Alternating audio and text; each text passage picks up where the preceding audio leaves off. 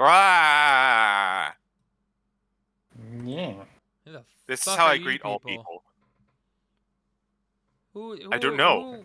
Who is that? I don't know. Who I've never am seen him I? before. What are you doing in my chair?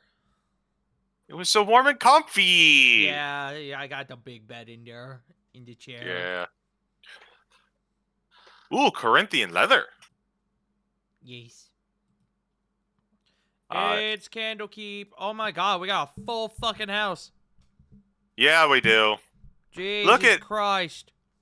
Look at all them peeps that we have never seen before and have never interacted with. Who's Look that? at all of them. Who's that on the end there? Who is that? I don't know. It's Is wound. that Bud? What happened to Bud? Looks like a nerd. Wouldn't... Hello. I don't know if I should make that joke. I'm gonna stop myself, and we're gonna move on. And Please I'm do. about to make my joke here in the chat text. Hi, Juan. I know what your joke's gonna be, Tart, and Hello. yeah, you don't want that out. I hope everyone is excited for tonight in this call and the viewers. Yes, that is definitely an inside joke. We keep that joke on the inside. But I hope everyone is excited. We are at the penultimate Candlekeep session. Oh my god. We have this scenario, Alkazaar's Appendix, Oh, I don't have my and sheet one up. more after. Chat, no one look. No one look. No one look. No one look. I am perceiving. No one look. Okay, continue. You didn't actually have to stop, but... Oh, I was giving everyone else a chance to say something. Oh, hi chat. I'm tired. Hi, tired. I'm hungry. Hi, Juan. Hi, hungry. I'm Dad. Hi, hungry. Hi, I'm EP. Wait, I'm not Oh, hungry. are I'm we today. like the 7 dwarves? We're all just... There are 7 of EP. us. The 7 dwarves of baby Dad, girl? there's... I didn't know Yes, DM was one of the dwarfs' names. I'm gonna stop myself there. Dad, there's Dead, there's Hungry, there's EP.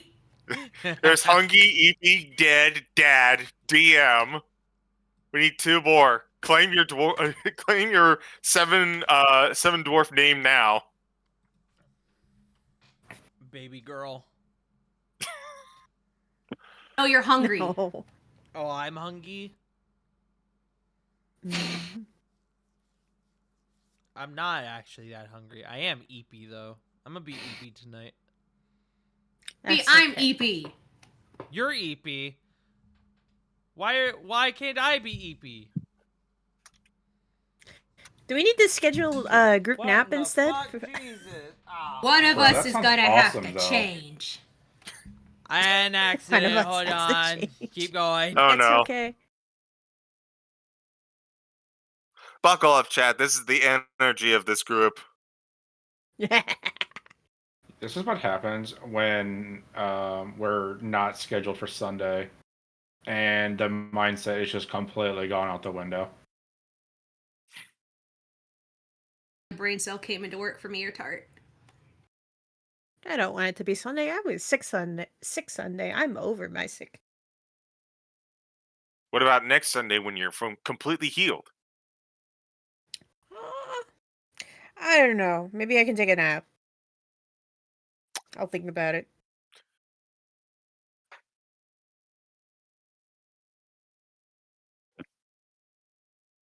But I'm hoping that everyone is excited.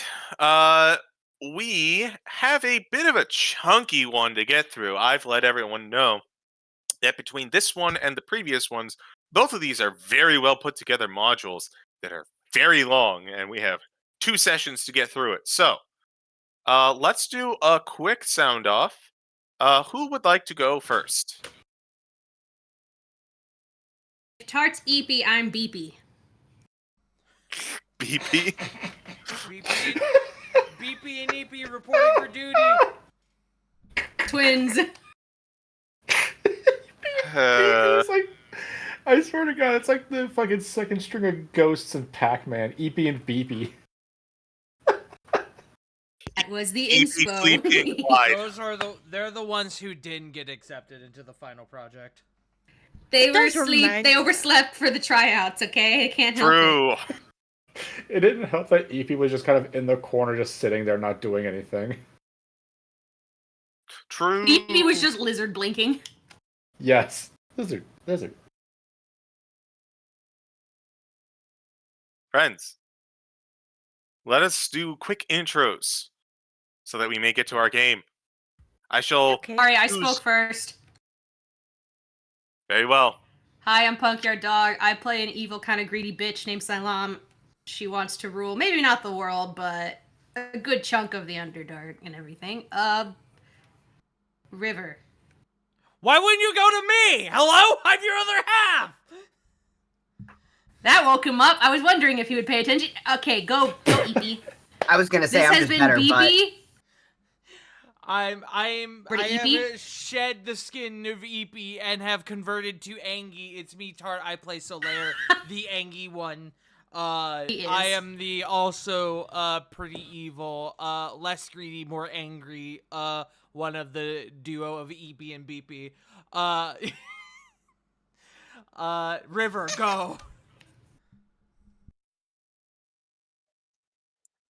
yeah, I'm River. You can find me places. Wicked River 97. I don't stream right now, but I play Neffy. She's just a little there. Sometimes.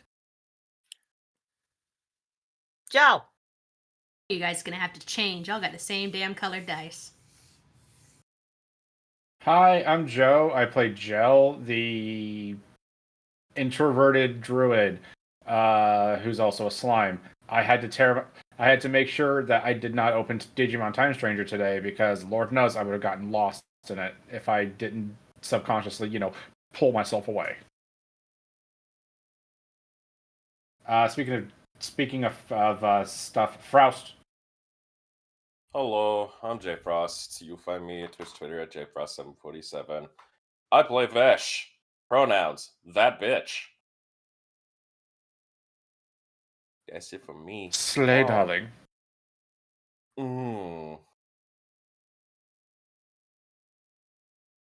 Corvin, get out of here until you're summoned. Fuck! Jesus Christ.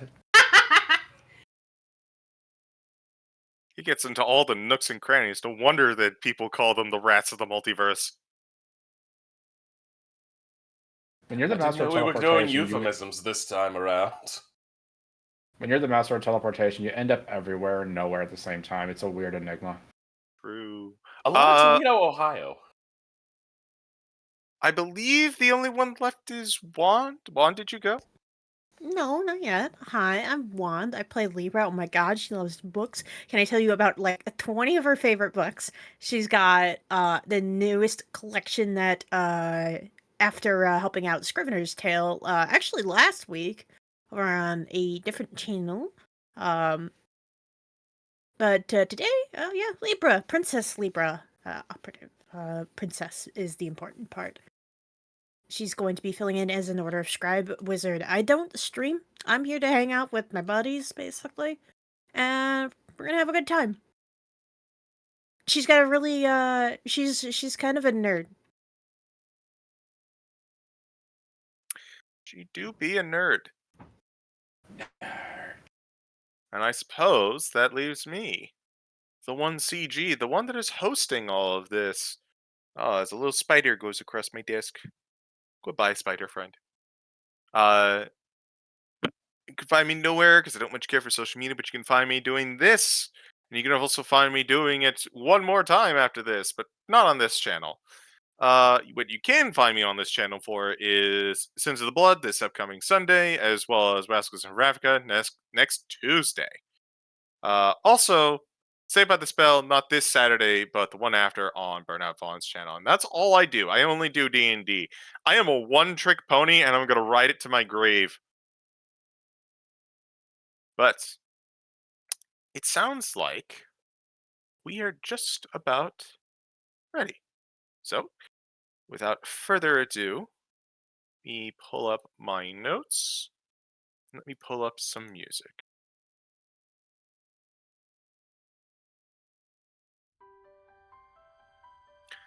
The year is 1492 DR, the year of 3 ships sailing in the realm of Faerun.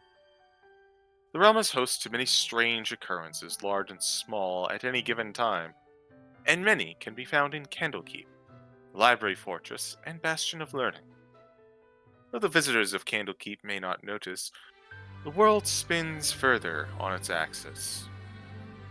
While new Archdukes are being crowned in nearby cities, smaller adventures are being had between the bindings. What other stories might be told? And by whom?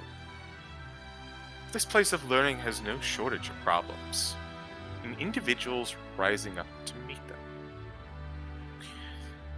On this particular instance, we find ourselves in the Hearth, the resting place and more or less book nook area of Candlekeep.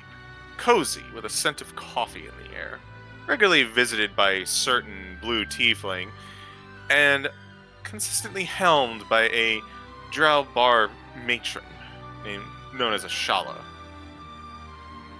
However, Ashala is not just a barista. Ashala also happens to be more or less the head of I shouldn't say an organization, but a word just went right out of my head. Guild? We'll say campaign. A certain campaign from Candlekeep that is sent out to solve odd jobs and occasionally acquire items that they have come to learn about. Information makes its way to the hearth here and there through the many travelers through the Court of Air. And it is on this day, as the wind begins to turn to a somewhat biting chill, as summer lapses into fall and fall begins to lapse further into winter. Shala's ears, as she is taking care of some of cups, some of the mugs, catches something. It is a discussion between what appears to be a man of a human male, probably about 40 years old, of a dark brown complexion with black hair, as well as what appears to be a dwarf, blonde, and rather long hair accompanying all the way down to the back of her knees, currently drinking together. Now, the dwarf seems to be unamused, particularly because of the choice of drink. However, the man in particular says, "It was a amazing find that my father and my son came across. It was a golem buried in the sand." "Oh, get off it." "No, it's true. Now, golems are not so uncommon that they don't show up in the strangest places, but this one had a sapphire of almost unearthly beauty." The dwarf turns. "Sapphire, you say? Ooh, tell me more." Shala, overhearing this, steps into the back, and as the scene cuts away, about a day later, there is a notice on the billboard. Whenever Shala needs work, and the adventurers who are currently bumming around Candlekeep need money, occasionally a bill will be posted by Shala. Today is no such exception, as a few of you, some of you bored, some of you needing money, some of you really just wanting to get out of here for a little bit at least have signed up for it. And as the hearth empties out a little bit, Shala returns to the bar to await those who have taken her up on the bill to arrive. Allow me to do a quick roll.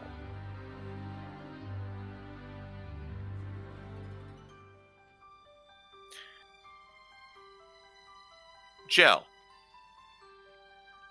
It's not so much that you arrived, as much as you've kind of just been here. Regularly, you would find yourself in the hearth when not perusing any information in accordance with your master's wishes, to spend a little time talking with and reading with your friend Little One. Little One, for the most part, had been reading what appears to be an autobiography on Mordenkainen the Wizard. The title goes on for something like a page and a half, and it's all platitudes, but eventually it does get to some pretty interesting stuff. As Shala kind of closes down the hearth, she looks on over to you two. Jel, I believe you and I have something to discuss. Little One, would you be kind enough to give us the room? Certainly, ma'am. He looks down to you, Jel. I left a bookmark in, but we can catch up later. Sure. Although, from what I've been hearing, this Mordenkainen feels a little too familiar to my own master. Perhaps the portent of a good spellcaster is an overindulgence of ego? Something to think about in the future, perhaps. Perhaps, but I don't want to keep you. Goodbye, Joe. And little one heads up the stairs to his nigh permanent location in the hearth.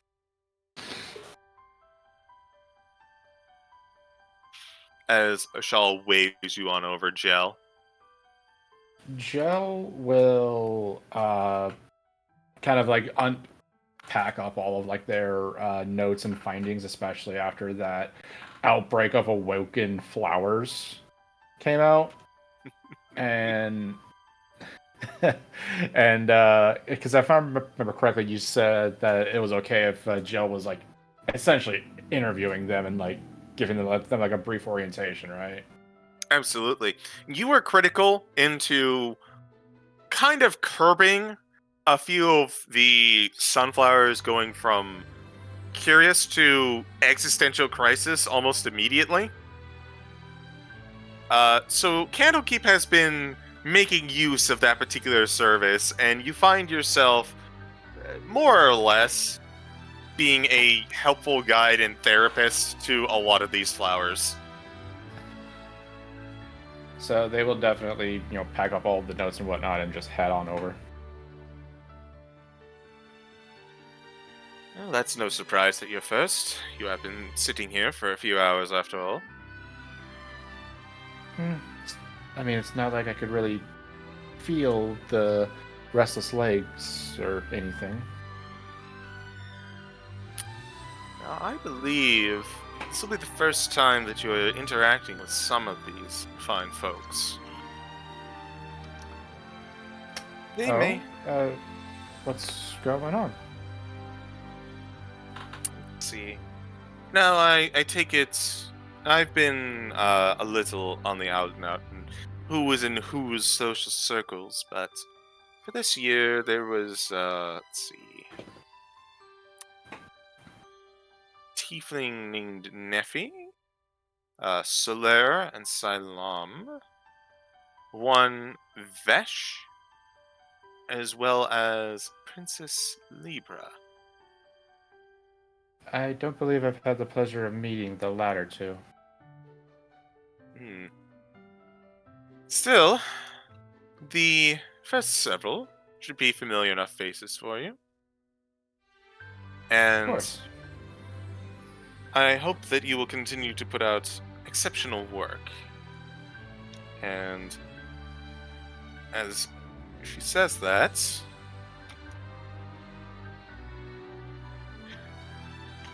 Princess Libra, ever the punctual one, you make your way into the hearth. Ah, there's one of your unfamiliar faces now, though she has been quite the talk amongst the keep recently. Oh, well, I'm sure most of the talk, to be fair, is about how big and poofy my dress is half the time.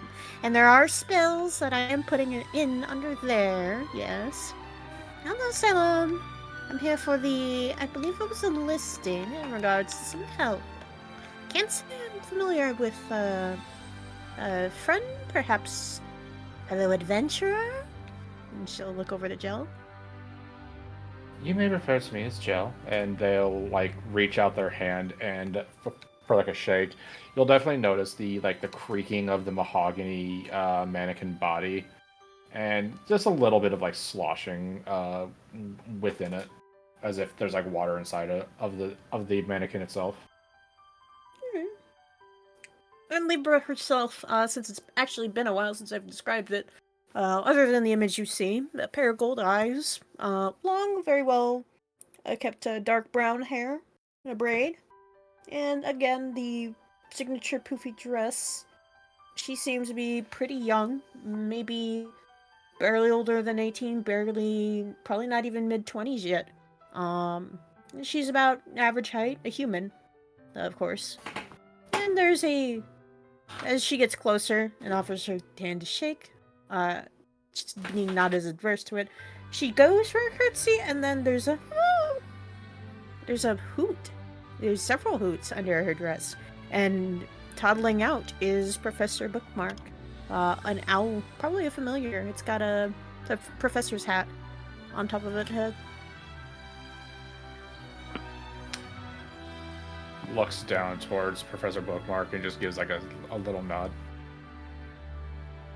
Oh, and this is Professor Bookmark, one of my best friends. Professor Bookmark, this is Jill. And Professor Bookmark's going to give a very nice bow. As Libra will move to take a seat nearby. Since this isn't everybody, and she's getting this since we got to wait for more.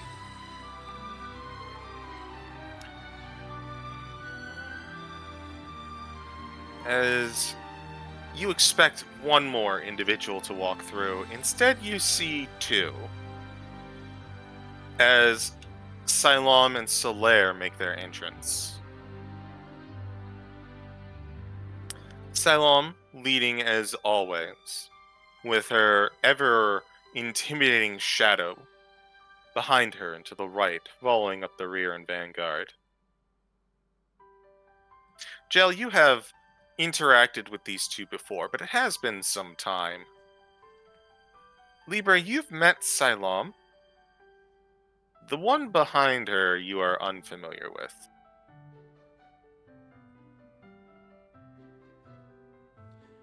While we have not met, I suspect that based on conversations between Solaire and Silam, Solaire is probably at least aware of Libra as not just as an individual, but also as a what's the word I'm looking for?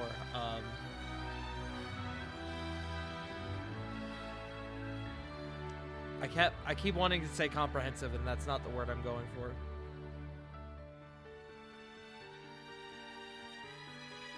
As we'll just say dependable for the sake of me not remembering the word that I'm wanting to say. And he would look to Jel, and he also has kind of come to the same conclusion, considering their past work with Jel on more than one occasion, of just, I know this individual. I don't actively hate them, and I have learned that they are at least dependable. You do make eye contact with Jill, but even from like the mannequin standpoint, like the top half definitely seems stoic and like sturdy, but the there's a bit of a shaky leg. Mm-hmm. Solaire also kind of looking back to Libra, also kind of remembers some of the ways that Silam spoke about Libra, and is quietly hoping to himself that Libra does not engage in a full conversation with him.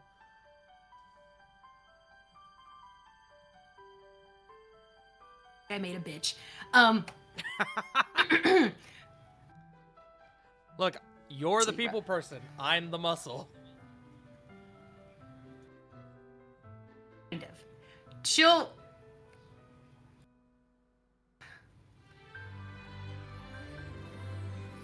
I think you're Your salute. Shoes, punk. Yeah, it sounds like you're cutting out a little bit. I'll just be fast with the mute button if anything goes on. I'm sorry. Yeah, okay. My equal key. How dare you betray me, Keybind? No, she won't she won't wave. She'll give like a small 2-finger salute and like a small head nod, because I don't think anyone here is a stranger, at least currently. But she will also, if chairs are arranged in a line, be sitting furthest away from people that are there. Solaire would not be sitting, but he would be standing in close proximity to wherever Silam sits. The way Solaire, for those unfamiliar, carries himself when he's around Silam is very much like bodyguard, sort of. Like, he's always, in any interaction, he's gravitating towards Silam.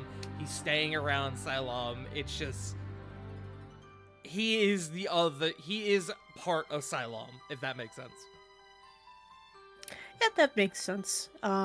Libra will wave to Silam. Hello again. I don't think I've met this individual before. Is it a personal guard that you have? A good friend. Oh, She just we're is smirking, friends just now. gesturing up to him. Yes, it makes me sick too.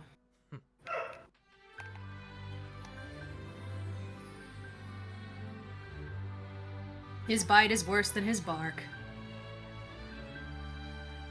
Above game true. A bit of an understatement in my own personal experience, but yes. As long as our goals are the same, you need not worry about me.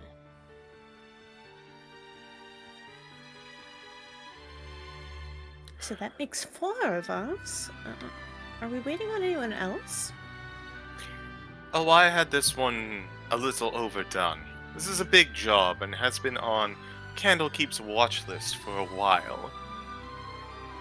As Vesh, you enter into the scene. Now, Vesh, remind me, of Yeah. the individuals you see before you, have you adventured with any of them before? No, I don't believe I've actually adventured with anyone in here. No, wait. You've were adventured at with Tart, not Solaire. Me thinks.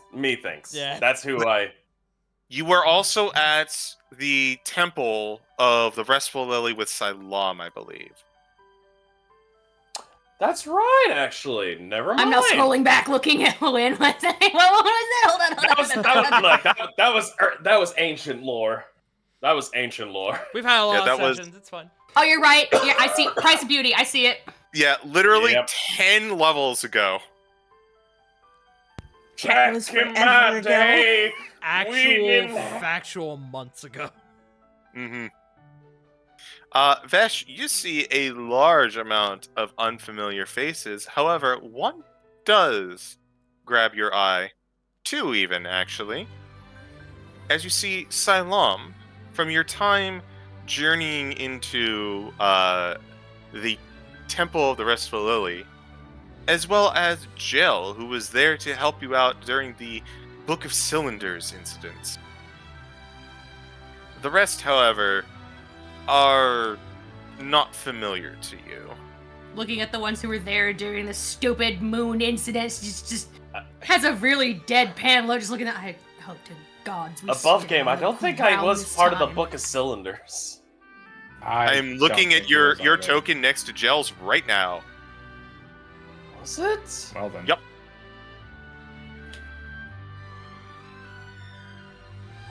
Oh, my apologies.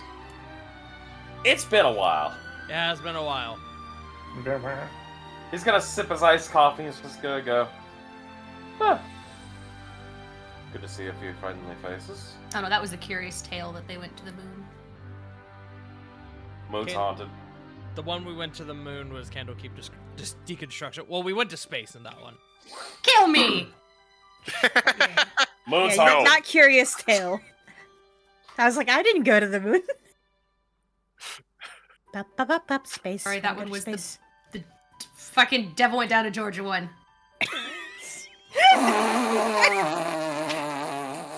Uh-huh. We have fun here. Bill of Gold to get your soul says I can remember more than you. Shut up! We've been around. Yeah. True. Speaking of But- going to space, we're still missing one more. That's Is- true. He's just gonna go. Sorry, I'm late. Gotta get some coffee. I don't Maybe think I've gets met to this sip. character before, by the way. What does he look like? Remind me. So, Vesh has this, he's probably standing at around, I'd say, 5'10". Likes to be, like, early 30s. He's currently wearing, like, he's no longer wearing the old jester outfit that he used to have, kind of as a thing. It's more normal-looking clothing with some bardic elements to it. The biggest thing about it is that Bud is wearing some nice studded leather armor. Kind of just about him. Predominantly torso and, like, bits and pieces here and there. And he's kind of just sipping some iced coffee while holding onto what appears to be kind of looks like a guitar that isn't a guitar. A little bit more strings to it.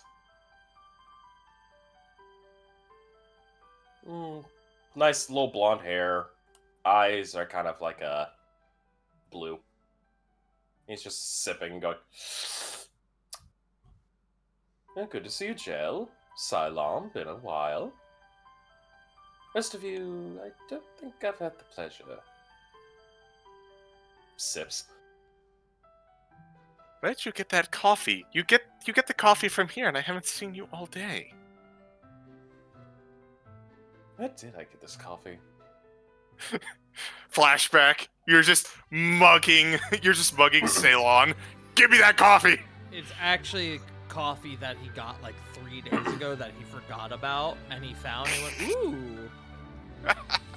Yeah, that's. I what mean, that it's was. iced coffee, so I mean, probably was in Just the fridge. lukewarm. It's fine. You just gotta give it a swirl. Yeah. A little watery, it's fine. I mean, you know, chill touch the coffee. But as you are sitting down and making yourself comfortable, the last person makes their way in. Neffy.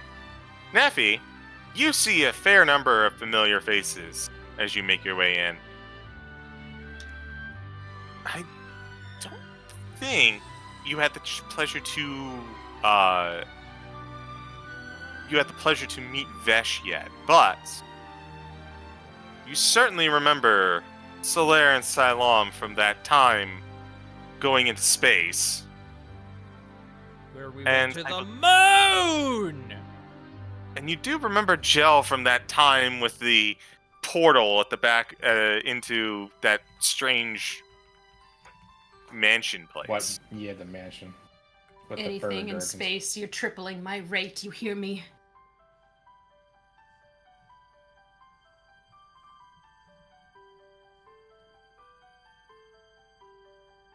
I also remember Princess Libra.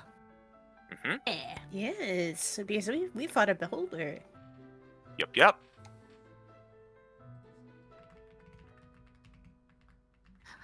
Neffy will make her way in, kind of like hurriedly, kind of realizing she's absolutely the last one there.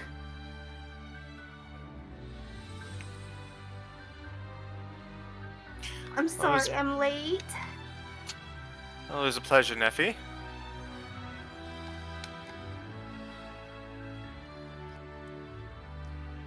I'm trying It's to good remember to see so many Solaire's. faces. I'm trying to remember Solaire's opinion of Neffy. I want to say he probably does an eye roll when Neffy stumbles in. If I remember correctly, Neffy and Solaire actually had a moment where it was like, yeah, tiefling, right? Yeah. Oh, you're The horns are a bitch, right? Yeah. Position, right? Yeah, fuck I- that shit. I retract my eye roll. You too, huh? First time.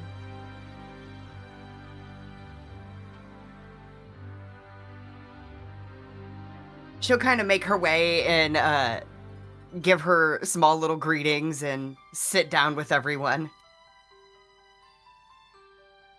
And that is the last of it. As time has gone on, it seems that you all have come across each other in some way, shape, or form, which makes getting this group a little easier. Much better to get cohesion, I would say. Which is going to be needed, as we have come across a bit of a rumor that we'd like you all to investigate. Recently, not too long ago, there was a member of the Bendine in here. Sorry, Bedine, not Bendine. Anyone who wants to may roll a history on that. History, you say? –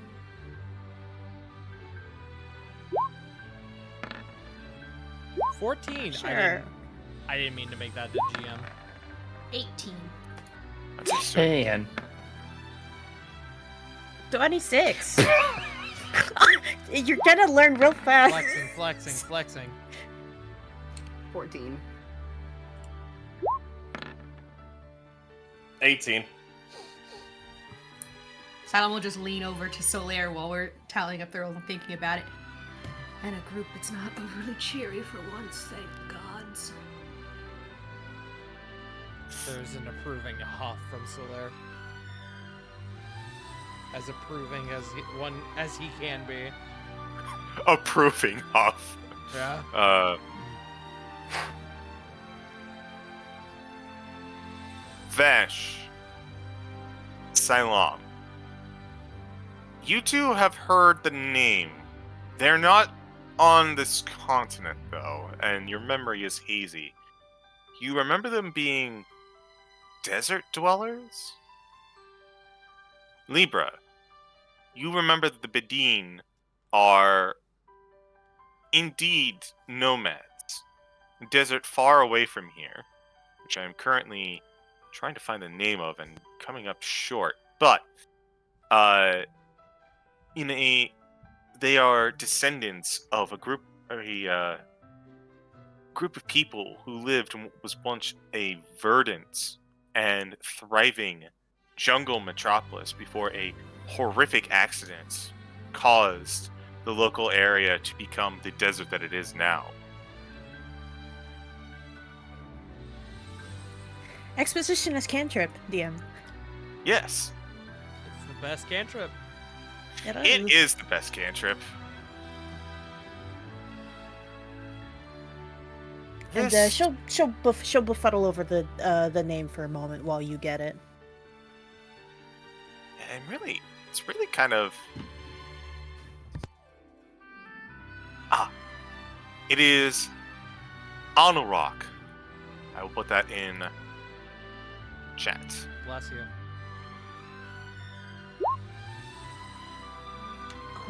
Honorok.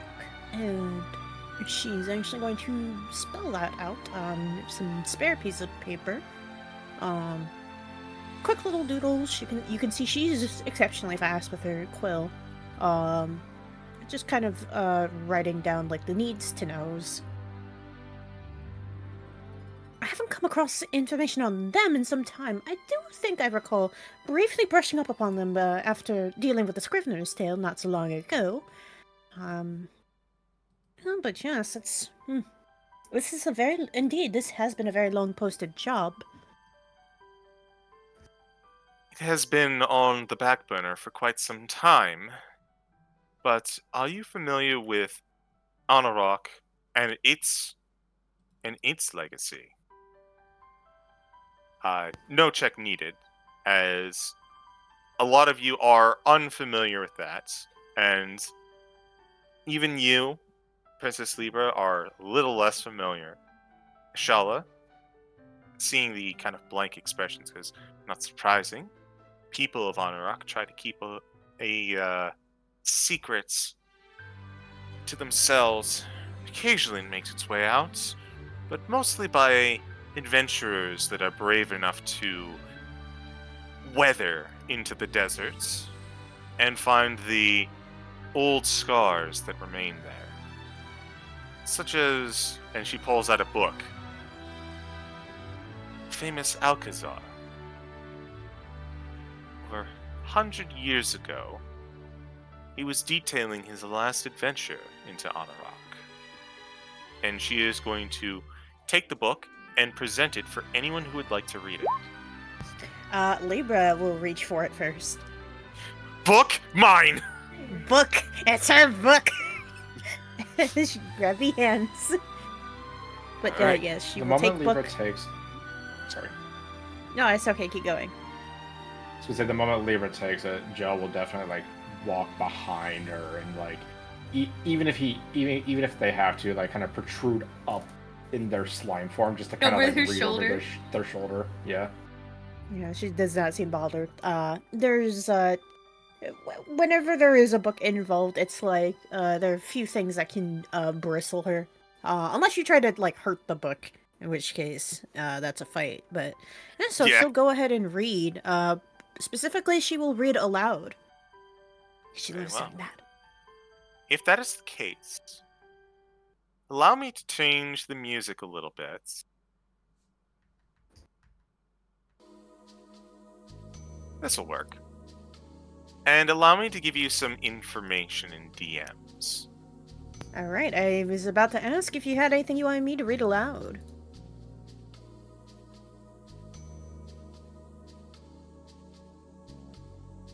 Let me paste it for you, and I gotta go over just to make sure that there isn't anything shouldn't be said. That's okay. Solaire's just watching everyone read this fucking book.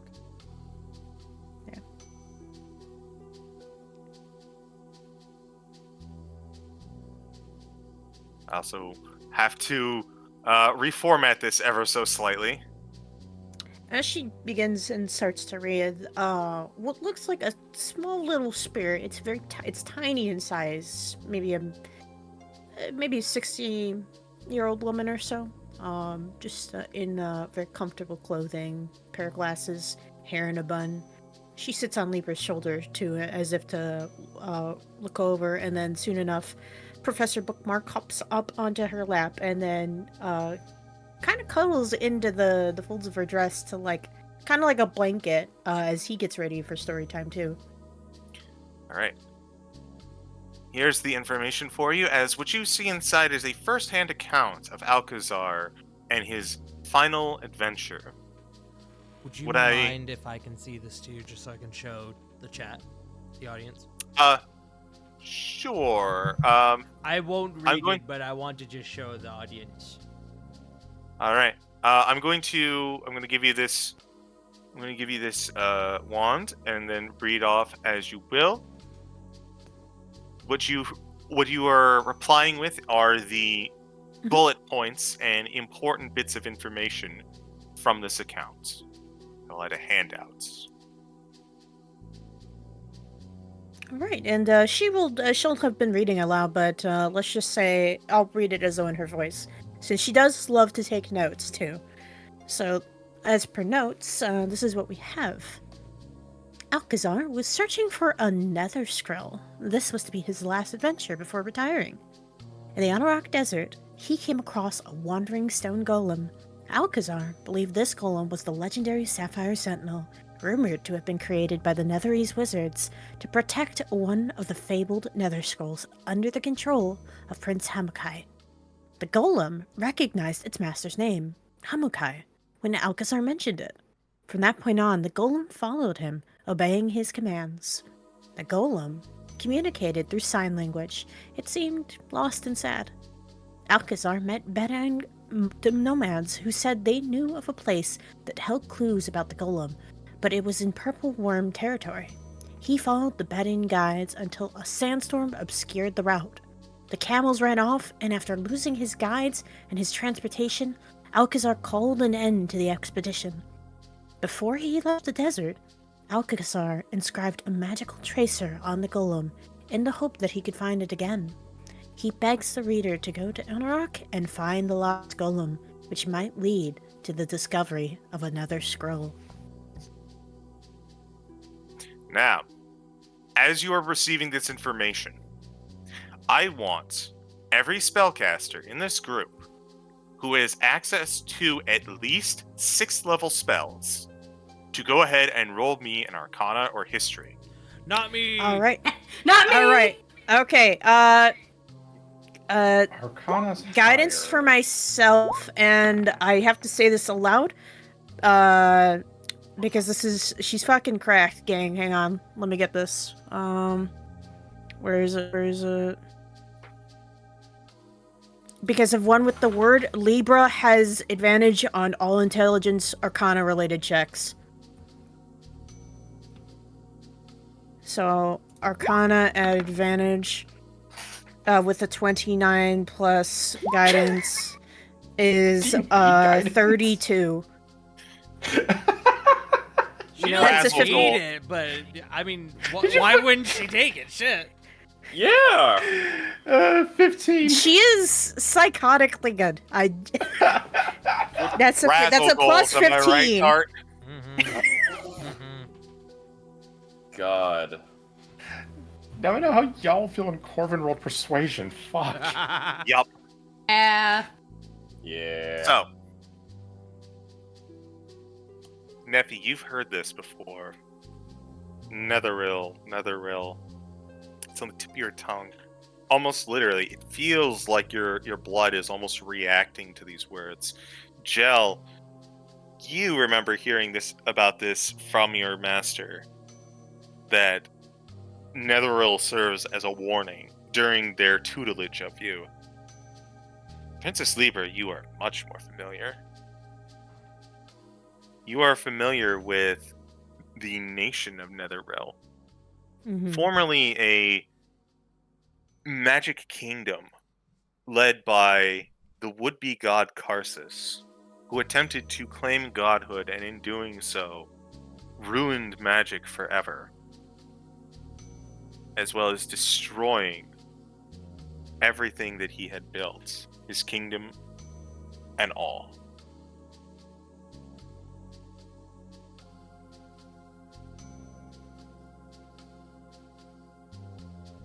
Yep. Another exposition is cantrip, as she basically lays out that, and so magic was changed forevermore, thanks to his doings in the kingdom of Netheril, and the Netherese scrolls are some of the last remnants of all of that. But if the legends are to be believed, possession of a single Nether scroll will provide unparalleled understandings of magic that most in our age cannot even perceive. We not even comprehend. This has value beyond value.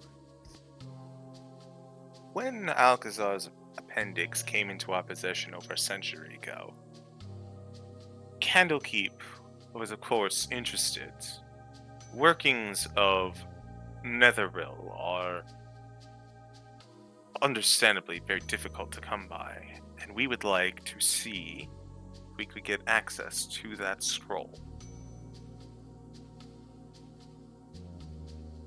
So naturally, when Abedin entered into our establishment and mentioned something about golem with a sapphire heart, it struck a familiar chord. We would like to send you out in order to discover if there is any merit to this documentation.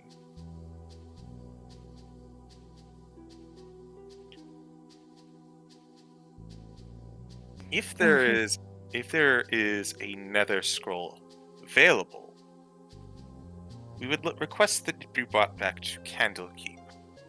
However, there's a caveat. Do not think Candlekeep some power-hungry source of future corruption. You're well aware of the dangers that Netheril possess.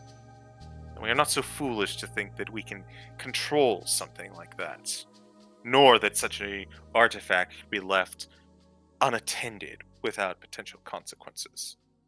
Should this nether scroll come with strings and complications that make it untenable for housing in Candlekeep, you are free to fully document everything that you've come across, and you can consider the mission paid.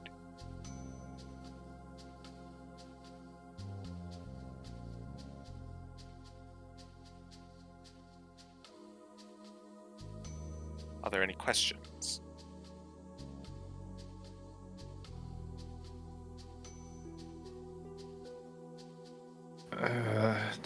So, is there an idea of like where this would be then? Likely in the Anarok deserts. There was a illustration of the golem at the back of the book. We have analyzed it several centuries ago. This seemed to be the cipher that Alkazaar mentioned. Should be able to take you to the sleeping golem.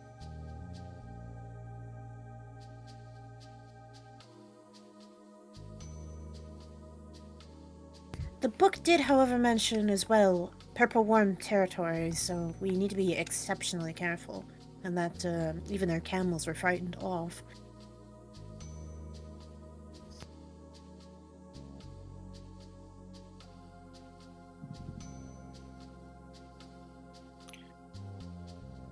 Purple worms are notoriously dangerous. Arguably one of the most dangerous beasts that roam the lands. Many an adventurer has tried to take one down. And if it's territory, there could be more than one.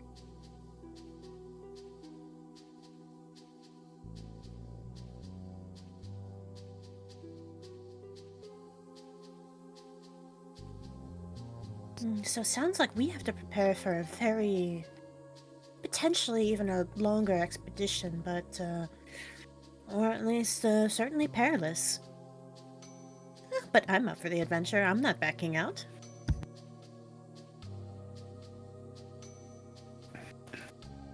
This trek is definitely piquing my curiosity. I'm just cautious, is all. This one sounds delightfully grounded. Maybe someone has some water magic or something? I hear worms don't like that.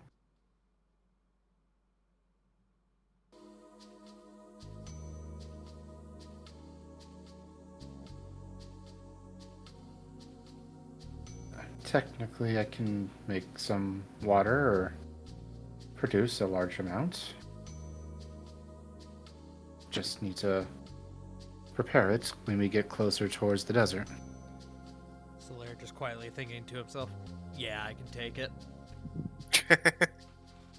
Solaire, nah, I'd win. Nah, I'd win.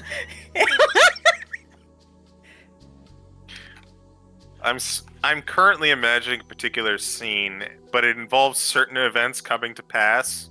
We'll see if I actually get to relay what I'm thinking about right now for Solaire.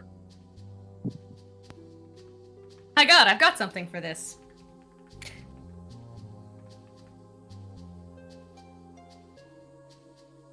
I'm intrigued. So Silam's gonna pull out what looks like a compact. Oh my god. I don't. Laskin Bullworm! Well, I can help us find the path. And I imagine when she opens it up, honestly, I picture like little souls. Like, do you guys remember Kung Fu Panda?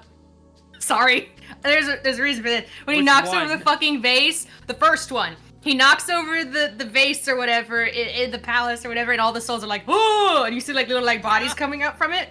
I picture that happening when she opens the compact because she opens the sage's mirror. That she's Oh my got. god.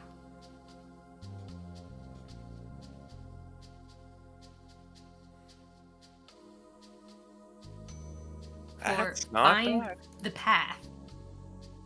Very well. So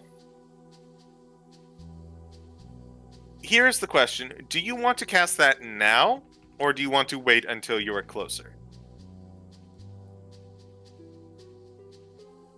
Damn it, she'll just look at it for now in her spooky mirror and put it back. Very well. Excuse me? She could do legend lore, Sorry, my but I feel like could. that would ruin stuff. just did something weird. No. Legend lore is useful if you want to use it. Absolutely. Pulling out this awful, Loki, one of my favorite scary ass spells. fucking mirror. Yeah, I love legend lore. Yeah, I try to get people to use legend lore. Yeah, I know you fucking Like- love legend lore. Yeah, You're welcome. High five, Legend Lord, buddy. yeah. All three of us, let's go. Just gonna say, because if you don't use legend lore, I got something that is adjacent to it.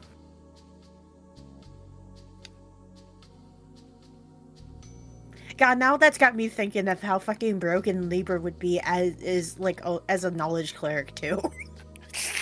Just learn everything. But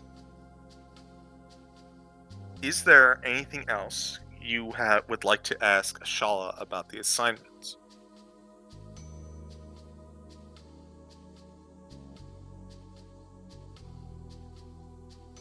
Going once? Going twice? Okay. Ashala looks on over to the rest of you. Good. Then if that is accepted, allow me to have a guide to bring you to the teleportation circle. Bring the book with you. The ciphers at the very end are part of the key for the teleportation, and she'll bring you to the golem. Nice. Yeah, and Libra will carry book with. Fair enough. Book. Book. Book. Funny book. Comic book. Libra never goes anywhere without a copy of Garfield and the Far Side. Hey CeeGee, hey Frost. That's a really nice book. Hmm. I get it. It's like I get yeah, it's a nice book.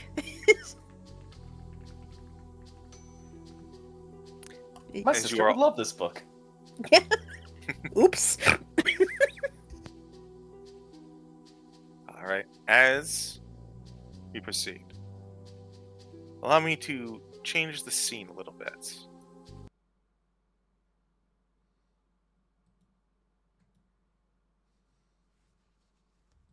Sorry, I'm just pulling something up.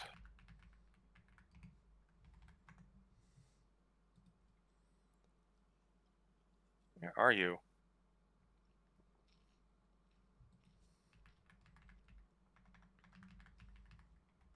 Man.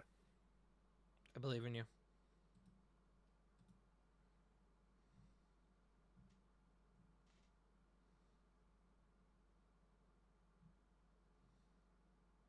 There we go. Jeez.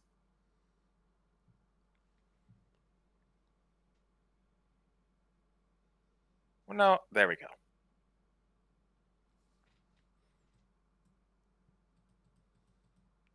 The high ice.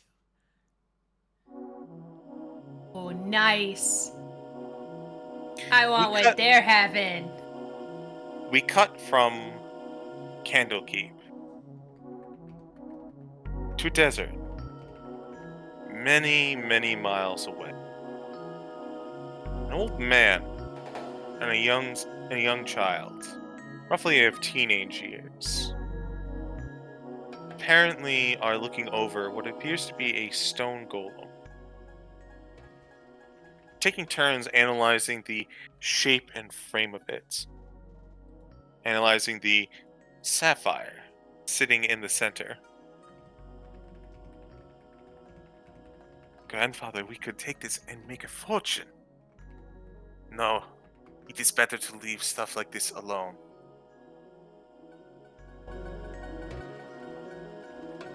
But grandfather, we could get out of this sweltering heat. Find a place for you. No, this is our home, as large and as vast as it is. Do you think father will be back soon? Perhaps once his sojourns bring him home.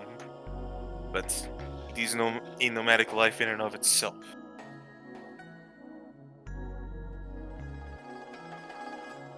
Well, maybe we'll have a prize for him when he gets back.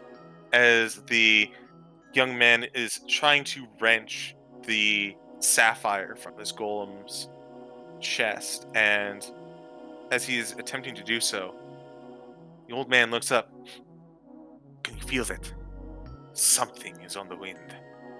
Something dark and foreboding. And as that happens, our group from Candlekeep teleports within 5 feet of the man and the teenager as both of them jump and startle the old man almost falling over. Oh, God have mercy! Oh, very close am- teleportation. Yeah. Oh boy, does it. Fun. I hate sand.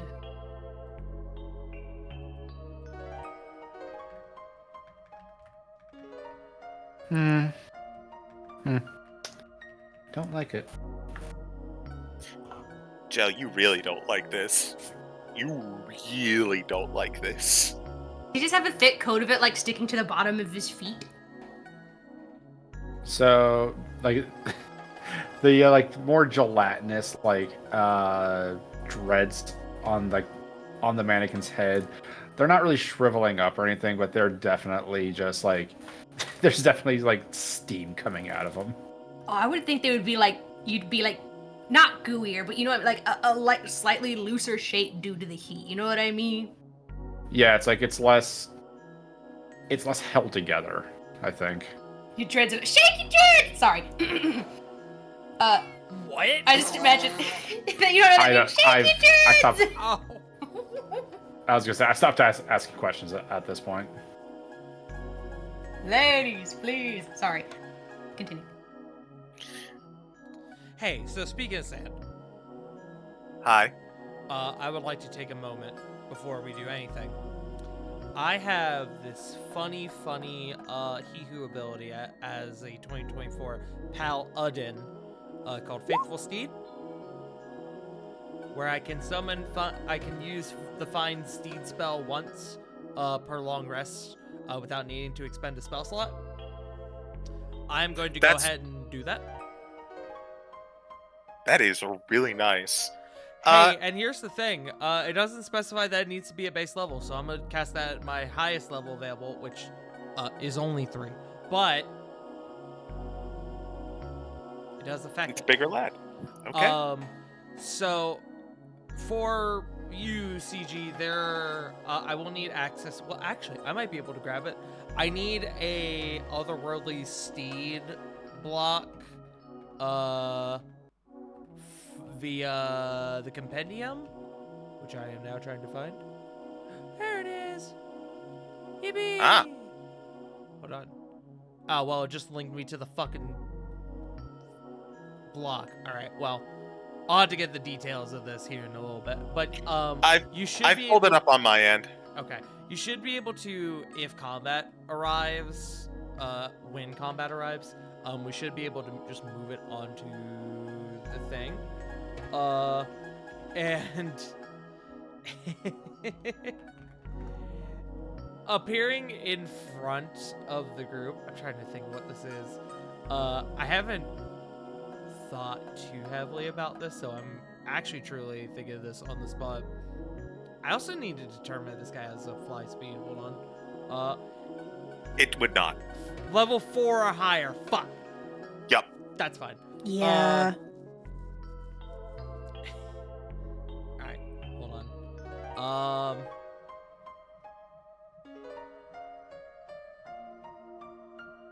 It can be anything for the sake of just the appearance of the spell, because it's all based on one stat block. So what it's going to appear like, it's going to look basically like a wingless wyvern that just appears in the middle of us. Okay. As this almost draconic creature appears in the middle of this desert, almost shocking a few of you, until Solaire, you promptly bring yourself onto it. No. Oh. It's for Silam. Ah. Solaire Okay. knows that Silam does not like sand.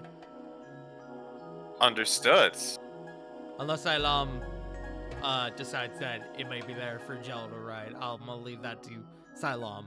But Silam would be, this is my first time doing this, but Silam would be familiar with the hell beast known as Malevolence. God. I'm just gonna say this a buff game. You don't gotta worry about Gel here in like the next 2 seconds because I got something for this. Okay. She would only slightly hesitate anyway before clambering on, just happy to have some form of grace in this stupid ass sand covered place. But we'll thank you, Solaire, because she do value you. I got you, homie. As the group of you kind of materialize out of thin air, the two humans before you,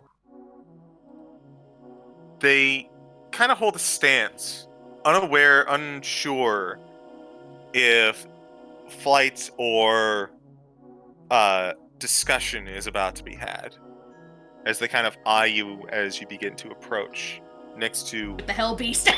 yeah, with the hell beast. Salam will just like pat it gently, and just look over there. I know, I'm quite a sight. Rest assured, though, I don't think this beast is hungry for you. And what is it hungry for? Why are you here?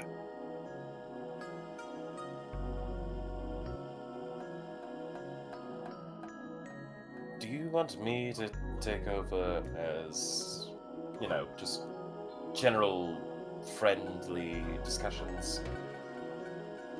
You kind of looks to the group. I'm not that good at small talk. I'm not gonna lie to you. I could be a little bit on the diplomatic side, if you'd like to take the lead, by all means. Thank you, Libra.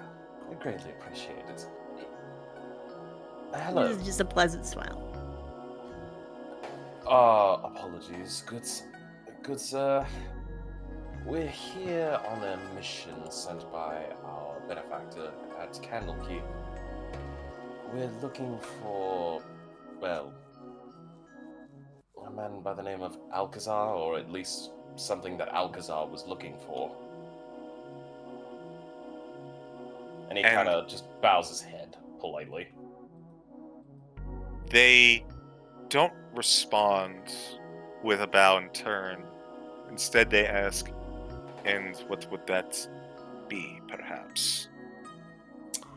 Above game, it's the golem, yeah. Yes. We're looking for a golem.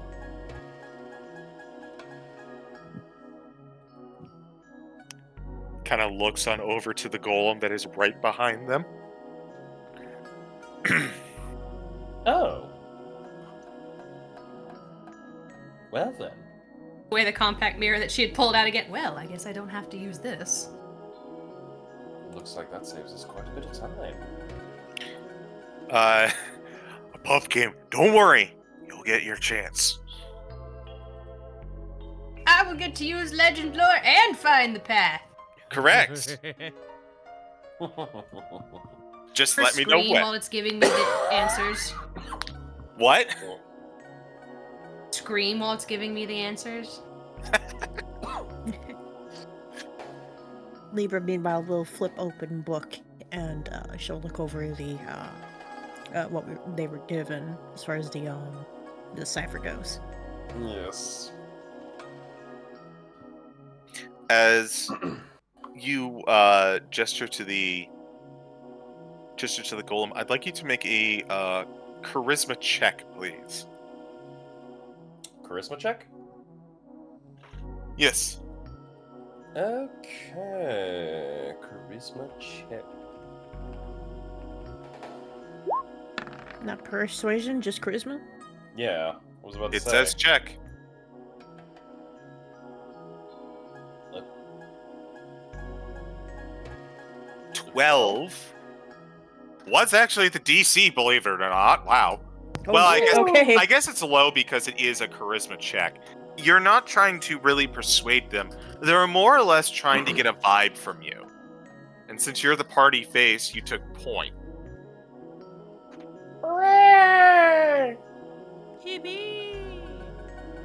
So the two of them, to you, they look to the golem. The old man pipes up. He's Alkazaar, you mentioned. Yes. I've heard stories of him. He is a adventurer from century past, no? That would be correct.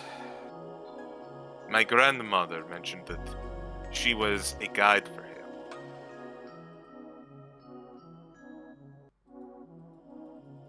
Really Good. now? You seek the same thing. This golem and the sapphire heart. You would be correct then.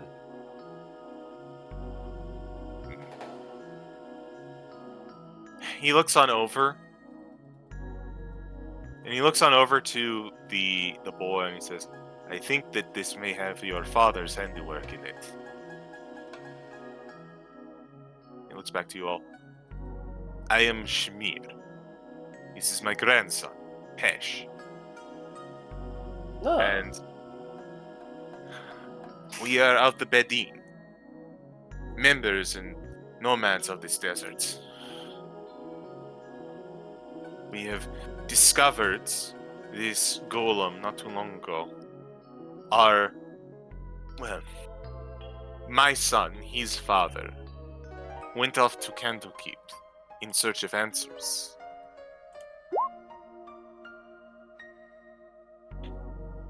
We've been monitoring it ever since. We suspect it is the one from my grandmother's stories. And is at this point, allow me to properly show the scene.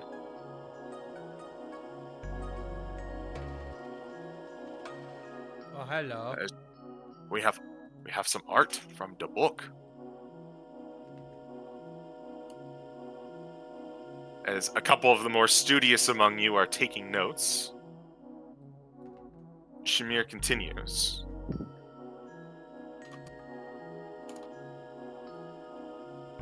Your approach is concerning, to say the least. I am cautious of strong magic such as what you have shown with your teleportation. This wasteland that we call home is a living example of the folly that your unbridled spell casting can wreak.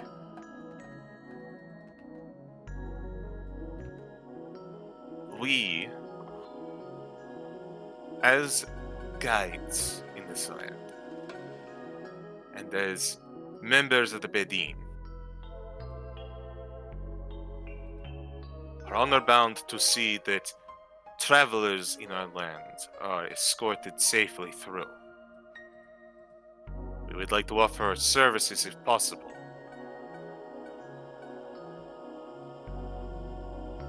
On that, you would have our sincerest gratitude. Our most... well, thanks.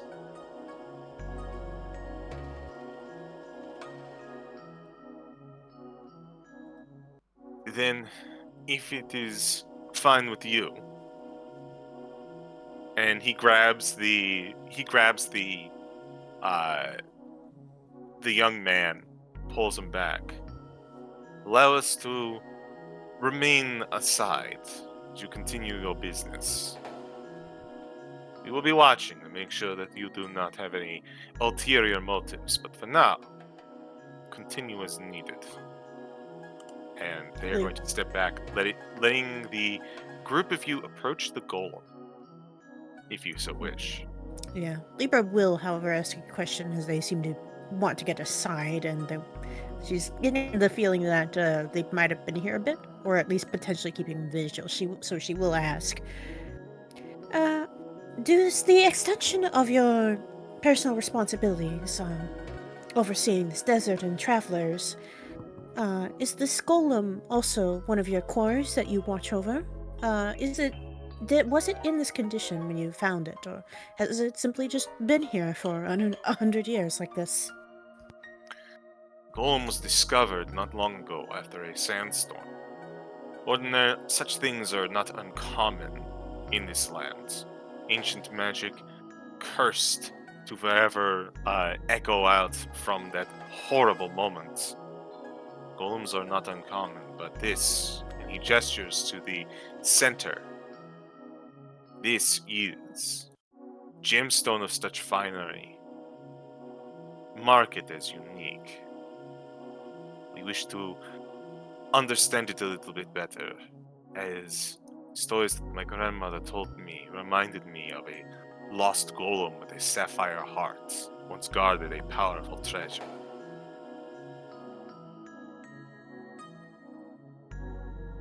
So if this is the same as you are saying, then said treasure is possibly here or most likely below us?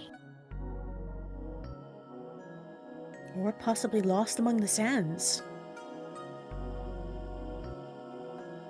There's a number of any places it could be.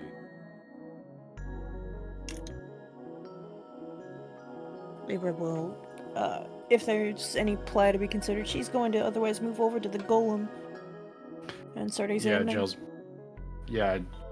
would like to as well. Very well.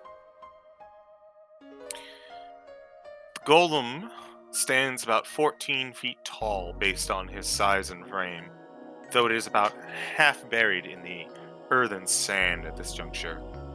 Its eyes glow dimly, but glow they do. It does not seem to move or react, though.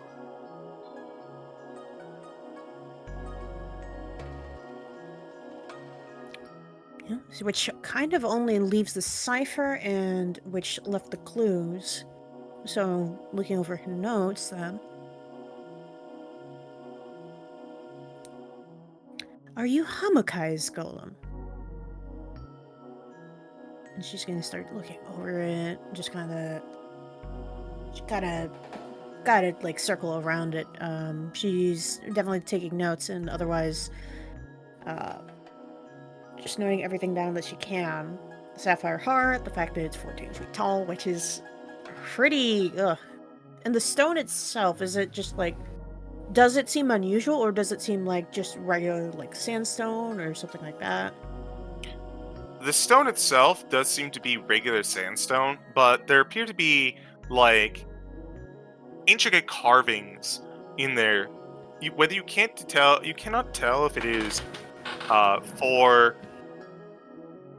what am I going for? As a part of the making or an embellishment. You are Right. unaware. So it could, so it basically could be either just stylized choice, not necessarily implying a part of enchantment. Okay. So then she'll look at the Hey. sapphire heart. While Libra's looking at the heart, is there any like writing on the golem itself? So, there does not appear to be any writing on the golem. There doesn't seem to be any runes or any magic craft that you are familiar with either. However, as Libra brings up the name Hamukai, the stone golem, previously inert, as you hear stone churn as it turns its head and it looks towards you, Libra, staring directly into you, the open mouth that you see in the image actually turns upwards slightly as you see a smile form on its face. It then rises to its full height, emerging from the sand, and looks down at every one of you, but focusing primarily on you, Libra. Oh, you're awake? Looks like you have its attention. Well, it does seem to follow along with the notes, recognize the master's name, and obeyed commands. However, this here says communicates through sign language. Seemed lost its head. You seem quite happy to me, but it's been a long time. I want to see if I can do something for you. And she will actually take out from her dress somewhere what looks like a little miniature ziggurat, and she's gonna actually, if it's going to allow her to, she doesn't think it probably will resist, she's going to reach out, touch the construct, and cast tongues. Which, if you read it, if the target communicates by speaking or signing, any creature that knows at least one language can understand it if that creature can hear the speech or see the signing. And Okay. if this counts Ooh. as a creature, though, so by her touching it, it also grants the construct the ability to understand any spoken or signed language that it hears or sees, so it can communicate back and forth with us. So we can Very- understand it, and it can understand us, ideally. Very clever. Neffy, Nice. you see as the golem begins to sign in response, and you, Neffy, are naturally familiar with sign language. As the rest of you get this feeling from tongues, you are aware of this information being transmitted into your head. Neffy, you as well, but you don't need it. As the golem seems to sign greetings.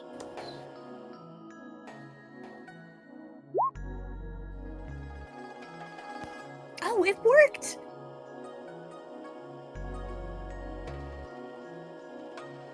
Okay, so I just made it so that the golem is now able to understand us, and we can understand it, even if we don't necessarily know how to sign. Hey, CeeGee. Huh. So it can understand any language. As long as it's as long as you know at least one language, yes, theoretically, that's how it should work.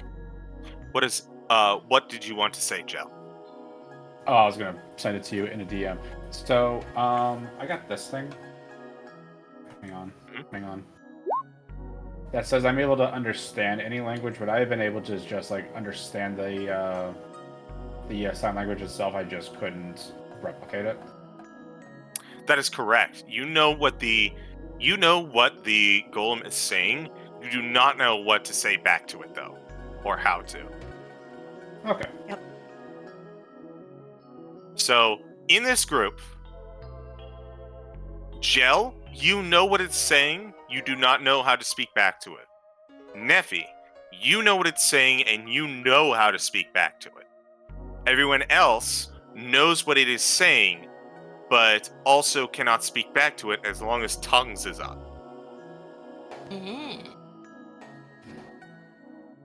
Yeah, it's like we understand it if we can hear the speech or see the signing. Mm-hmm. Yeah.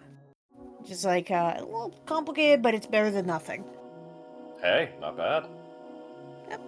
I saw tongues and I was like, ooh, want. Tongues is very good. Yes. Mm-hmm.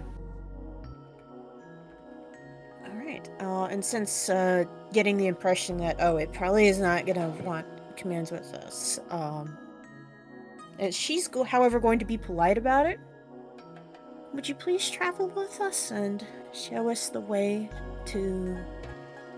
let's see here, it was the Sapphire Heart. As you send this to the golem signs back and then points to its center. Sapphire Heart, here. We were more wondering if you could lead us towards where the Nether Scroll is.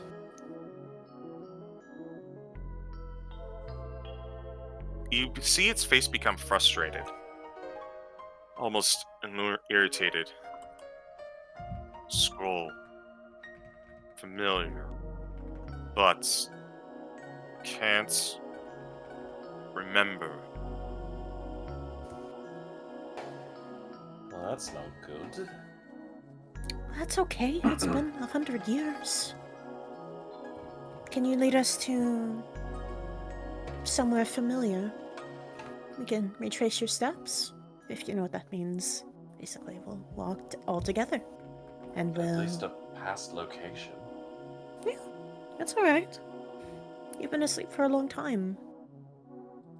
Want reunites with Prince Hamukai. Oh, you must miss him terribly. My name is Princess Libra, and we'll see if we can't find Prince Hamukai or signs of him along the way, shall we?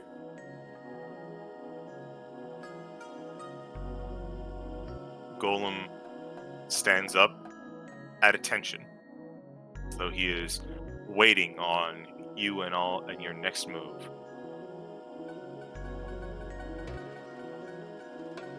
I guess we'll... Okay, I guess it leads the way, or we... Okay.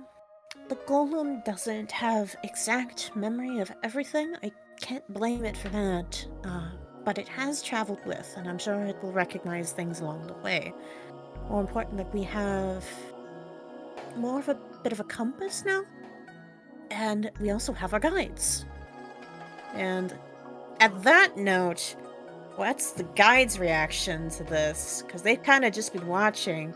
Do they seem freaked out at all by this, or like? So, the old man is cautious, but he's currently wrestling with something. It seems like there's a couple thoughts going through his head. The young man, Pesh, is all over this golem, like poking and prodding, and like, whoa, what do you eat? Where do you go? How? Why would you get here? Huh? Who? What? Where? Why? Oh, this is the coolest thing!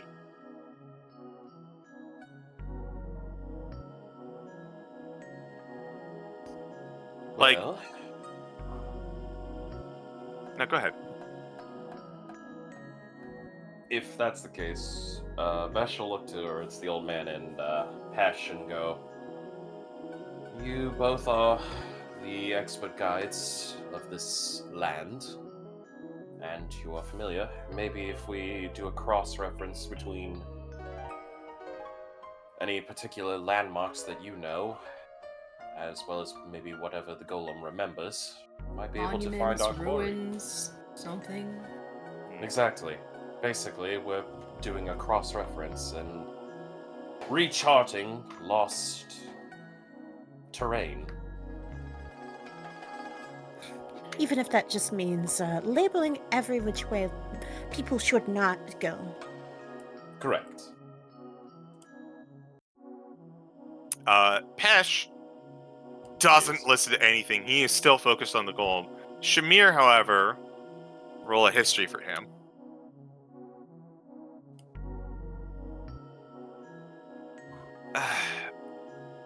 I'm trying to recall journey that my grandmother went on. They mentioned they traveled, they were looking for something, but I cannot remember what the name of the place was. I do remember something called... what was it?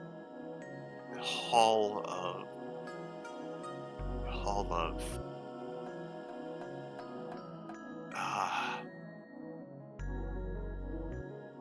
The Hall of Rainbows. That is what it was called. The Hall of I Rainbows? was about to The say, that Hall- sounds like a real fucking dumb name. The Hall of... Hall of Rainbows. That's an amazing name. I do not... Solaire's I do fucking not- rolling his eyes.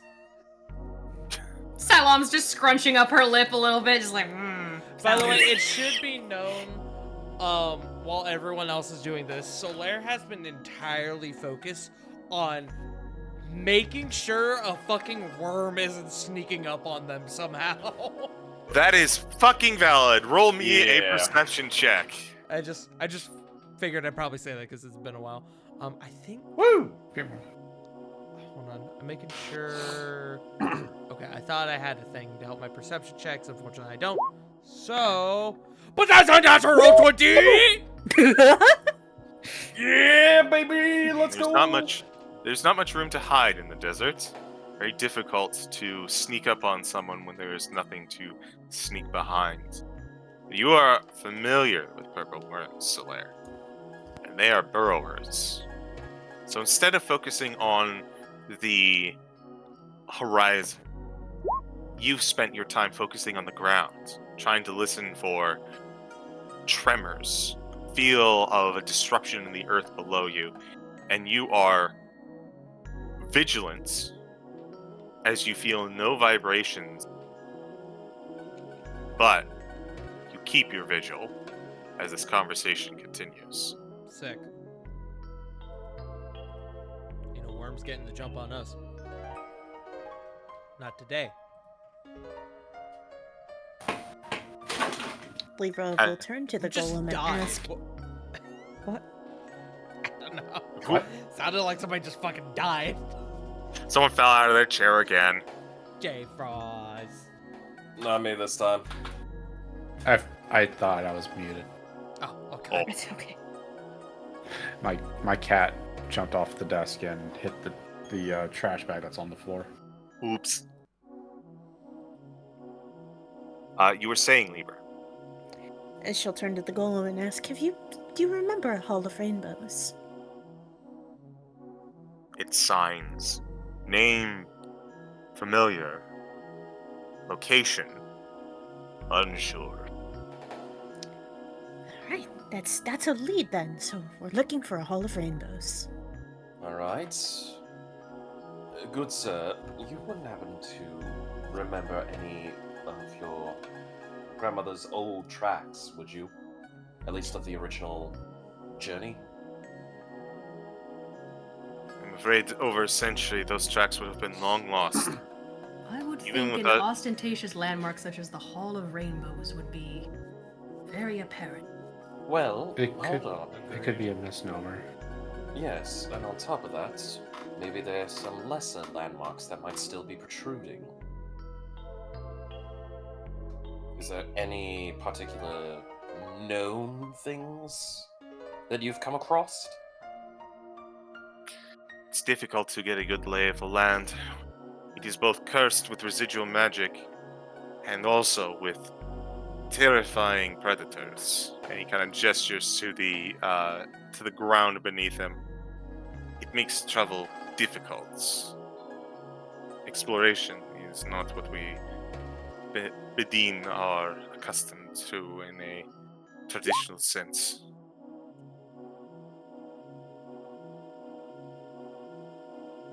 Alright.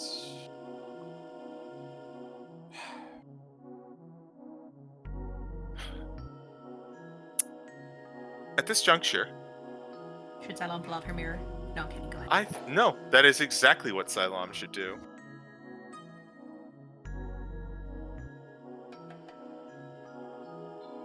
She will pull out the spooky mirror. The mirror. I do like the picture I picked for. I'm in hell, help me. I mean, I think it's pretty apt. Oh! She opens it and souls Yeah, just souls reverberate emerge out. beneath the surface of the glass.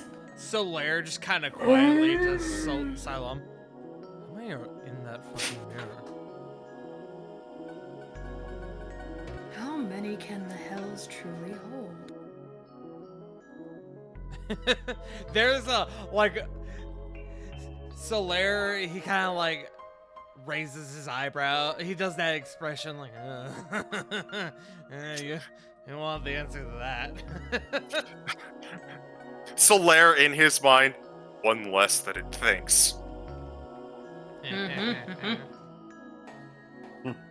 Well, let's see what the scholars have for me. And she'll look to it. Can any of you find me trails to? That'd be find the path, not legend lore. Ha! Both would be appropriate here, actually. Fuck it. It only takes a minute or two to do it, doesn't it? At least, wait, hold on. CeeGee here. It doesn't say how long it takes for that, but yeah, no, find the path. Legend lore first. Fuck it, why not? That one takes 10 minutes, I think. All right, legend lore. You've What would probably you had like to time do legend be doing lore? it during this conversation. Do we think the Hall of Rainbows would be the apt subject for it?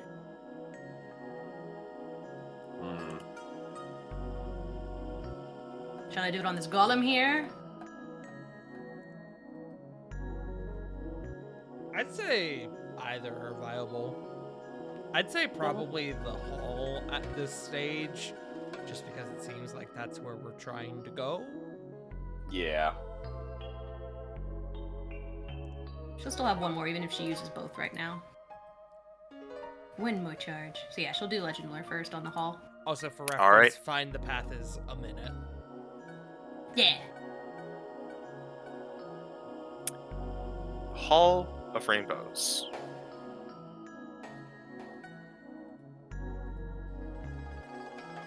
It takes you a second, but the mirror eventually begins to write in blood a detail about the Hall of Rainbows.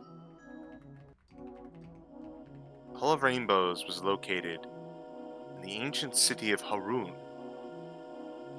Those who fled the destruction of Azumar, one of the Netherreal's cities, found refuge in the caves of Harun. Over time, the refugees, many wizards of whom magic left, would inscribe their history into the walls of this cave. As the cave maintained itself best that it could against the growing tides, the murals were kept preserved as much as possible.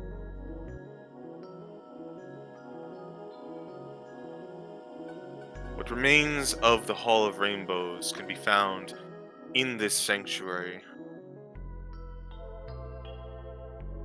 Many information regarding the fall of Alkazaar, chiseled into the stone. And that is all you get.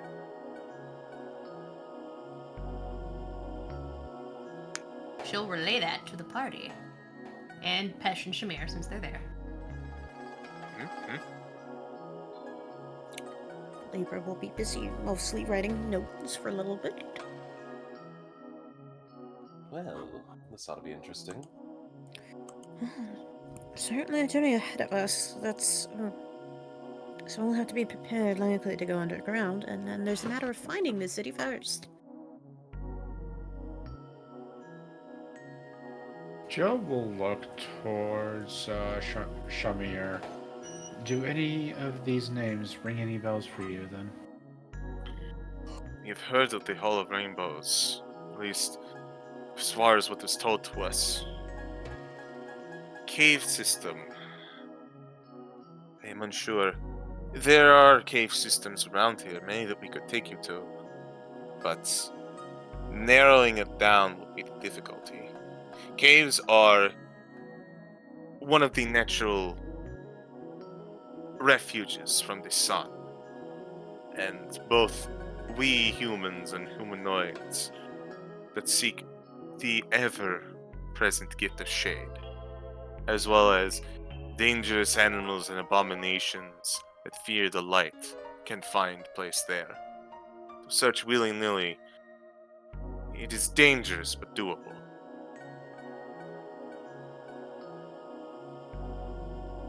So I will pull out the compact again. I'm like, you right. Find me the caves of Harun.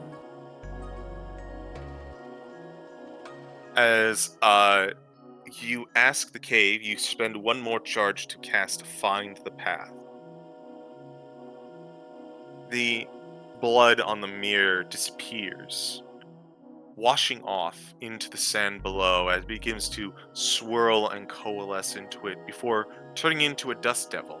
Not a literal one, but just a amalgamation of wind and sand as it begins to wisp and whirl off in a direction, beckoning you to follow. She'll saddle up on Malevolence and just gesture towards everyone. Well, I would imagine it's leading us. Well, I suppose if are we ready to go? Lead the way. Solaire at this point will kind of report his findings about his lack of sandworm. Seem to be clear for the moment. If we're going to move, we should move now. Alright. Speaking of moving, who among us prefers to be, say, leading the charge if, say, something were to happen? Solaire noticeably not Just so turns- having any weapon. That is why I am here. Alright, then I'll give a little something to you, since you prefer to lead the charge. Hi, it's me, Tart, the front line. Yeah, gift of alacrity. So if 8 hours, you get 1d8 to your initiative, since you asked. Ice. Yep. Oh, you may have just given Solaire a favorable opinion of you. The nerd can cast buffs. It's okay, Tart. This is practicality. 8 hours. Has the I know, minute for dude. tongues gone up yet?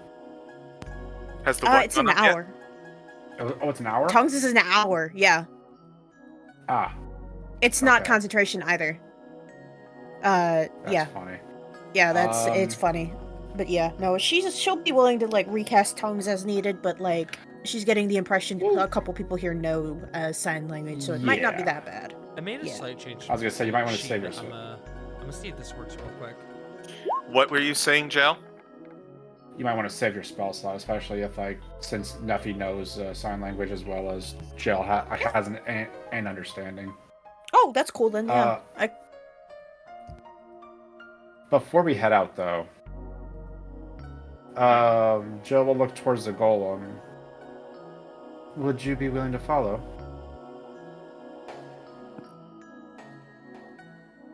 It signs, "Lead me to Prince Muraki."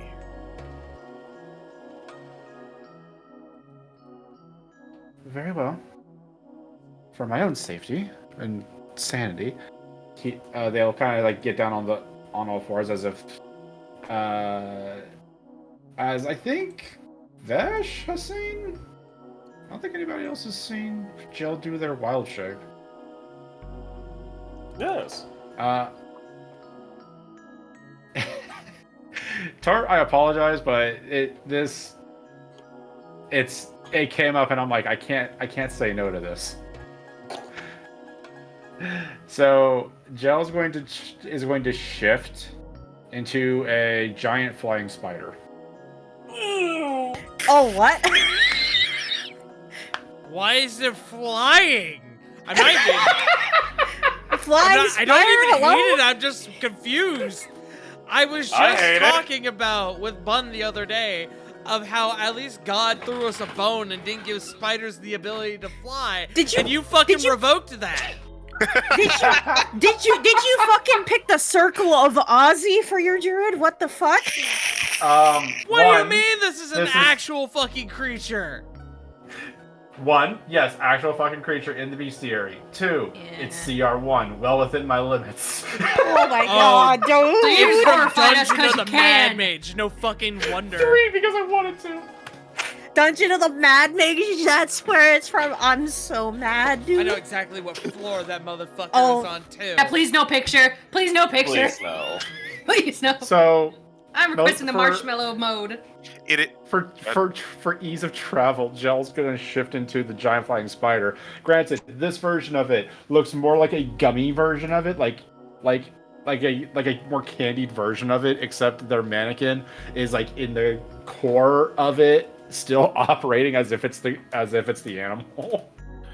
So, for point and purpose, the flying giant spider is an enchanted spider, so it actually is just a normal looking spider. Well, normal. That can like move through the air, so it doesn't have like wings Doesn't or have anything. wings, it's just- Oh, it just even pops. worse! Even worse, you don't expect that bitch to go flying. You're just like, oh, wow, Gel. You're fairly sizable. Oh my god! Oh, I know I'm going to hate. I know I'm What? going to regret doing this. How big are you? I think I'm category size large. Oh lord, I'm you riding mount the- size. I'm gonna ride the spider. I hate Hell it. I hate it. Salam is just directing Malevolence to like run or whatever away from you. Just like a bit of a buffer space between you and it. I figured Cylon would definitely be the one to hate this form the most. Which is ironic, because Silam's from the fucking Underdark, and Sylam should be familiar with this kind of shit. Though, probably wasn't expecting the spider to start fucking flying. Yeah, about to say, it's like, oh, look, a sign from home. Why are you flying? What in the lolth is going on here? I want to take a second to break has character damned for a us. little bit. Wiley is right. Hazo is looking at the spider. It's like, oh, a normal spider. Oh, look, a spider. Yeah, fucking Australians are crazy. But Thank the gods huntsmen don't fly. Oh my god. is there anything else you guys would like to do? I'd like to Does play a anybody else wanna- jaunty. Oh, go ahead. Does anybody else want to ride? Because I think I can take at least 1 or 2 more people. Yeah, I'm I'm assuming that good. I did assume that Vesh wanted to get on the spider to ride it. Yeah. Yeah. Like I I'll play a was. jaunty little tune as to help distract from the fact that he's currently mounted on, God's abomination. False abomination. Although she might see it as an upgrade. Who fucking knows? Salam's just like wrinkled her nose at it like she smelled something bad. Like, Oh, I have Wealth a will kill me if curse. I touch this. Nope. Oh, I have a curse thing.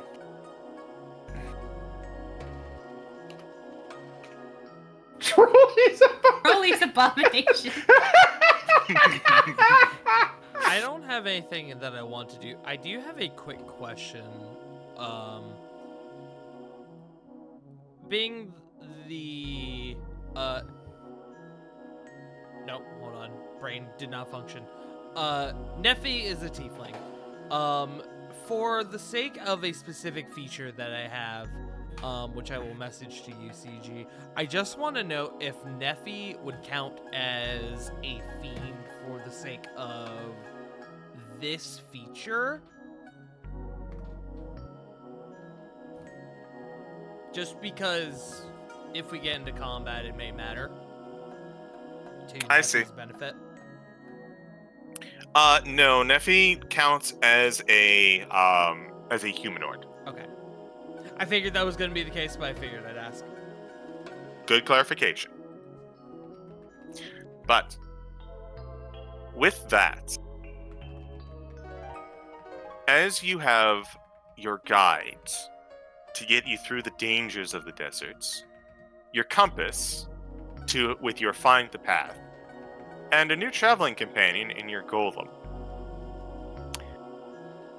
It takes about 3 hours on foot. Some time is spent going slow after hearing rumblings underground. Occasionally you have your guides alert you to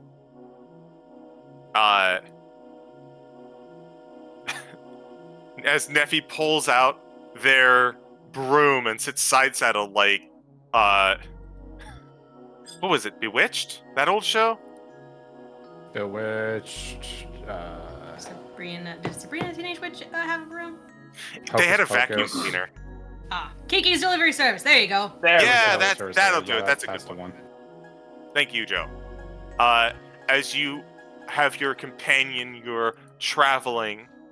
I am not going to roll for exhaustion due to the nature of which you are able to navigate. Several of you having acquired mounts, and some of you having advanced speed, as well as direction Can and make my mouth guides. fly too. You are able to make your way through the desert. The golem occasionally looks forlorn in a direction or something, but every time he does, he almost snaps out of it almost instantly and follows along. Eventually, you are able to make your way with the Dust Devil to a series of caves, but most specifically, one open near the bottom. And when we come back from our break, we are going to visit this cave. Cave. I don't think he's going to fit in there. It's the Cave of Wonders. I don't think the golem's going to fit in there. The golem can sit outside with my love on my lemonade. In the But- shade. Chilling provides- peacefully. But we are going to take a quick break. I know that a few of us have some time, so please try to be quick. We will try to meet in like 5-10. Yes. Okay? Chat, we'll be right Right. back. Okay. Ah! CeeGee, I have an important question. I have an important answer. Are there any rivers in this desert? Dun, dun, Thank you. dun, dun, dun. Bun told me to make that joke. And I said, was gonna there, say, well, I'm there's right one here, river. There is one river in There is this a desert. singular river in this desert. Denial. I mean, yeah, usually I am in denial, but okay, I guess I don't exist. Denial. Duh river. That is what we have. The river. Duh Neffy. So, who's the van down by the river? River. Down, down, down by Out to the Wicked river to pray. You're going in so many different directions right now. I need Hey, to watch anyways, that there's a movie key. again, actually. Shut up! I don't remember the hymnal. Blame VeggieTales. What? I was Show over here me the thinking I want to watch way. Oh Brother Where Art Thou again. It was a good movie. Take me down to the river to pray. But we are not in a river. We have a river, but we are currently in a place that does not have a lot of water. It's a cave. It do be a cave. Scary cave. Now, I am going to begin the game again.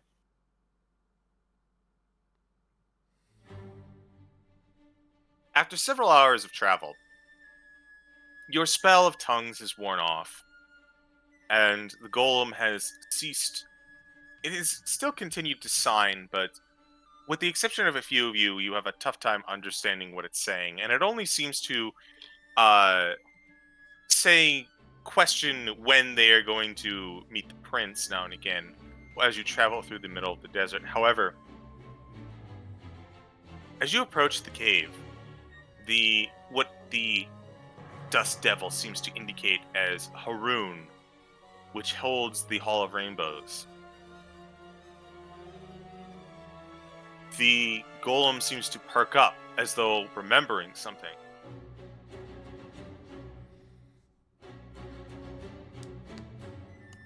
Now, I believe one of you understands and one of you can communicate with the golem without the use of tongues. So, Gel, Neffy, you see the golem sign inscriptions familiar.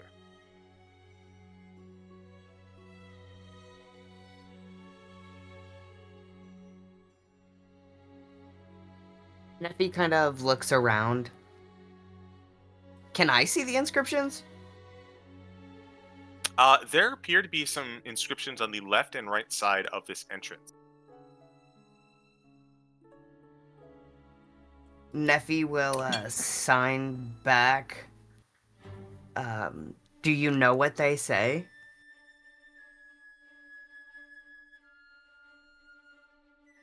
The golem signs to you.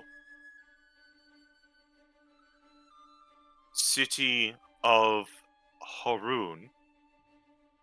And then he gestures to the other one. Run. Danger inside. From what Joe could see, is there any expanded information on that, or is it pretty much just a one-to-one? Language is it again? I didn't hear. Sorry. It is an ancient inscription. The actual language you are unsure. The nature of the inscriptions, to answer your question, Joe, is one-to-one. However, you are not sure if that's because of the golem, who, as you know, it does seem to be he's a little out there. He's a little damaged, it seems. But so are the inscriptions, as they have been exposed to the desert air for centuries at this point. Mm-hmm. So you're not entirely sure where the breakdown is. Okay. So, heeding the warning on the wall, Joe would like to bring out this amulet from inside of the mannequin. Speak the activation phrase and cast telepathic bond.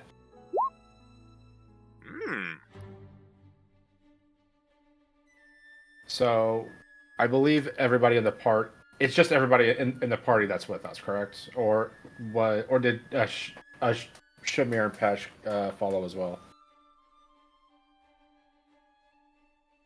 They are not on screen. They are probably about 10 feet away behind you. When you approach the city, they told to you that they could feel the remnants of ancient Netherreal kind of here, and concerned for their safety, understandably, they are electing to hold back while you venture inward. Okay, that just makes this easier. Then I'll connect all of us together. Then all the party itself. You all feel a connection between each and every one of you, as though you are able to share your thoughts directly with any and all, or all, depending, at the manifestation of intention. It is only like it's nothing like deep for, I guess, for safety's sake. Mhm. It's just more or less surface level thoughts. So I have Understood. a question. Hi. If you refer back to the stat block I sent you, CeeGee, Mhm. and I think I know the answer to this. So I have a telepathic connection with malevolence.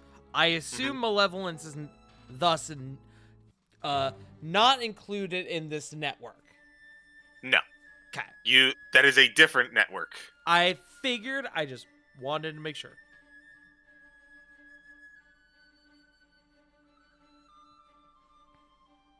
But with the manifestation of, like, the warning of danger and this bond connecting you, what does everyone do? Well, there's warnings of danger, and at the same time, though, Libra's. I mean, that also kind of tells us the. I mean, we can see the inscriptions, right? Mm-hmm. Alright, Libra's going to cast Comprehend Languages while she's noting down, because she wants to get information down, so she's mostly doing that while they go. Like inscriptions, like whatever they see, basically. That's which is part of the assignment, kinda. Understood.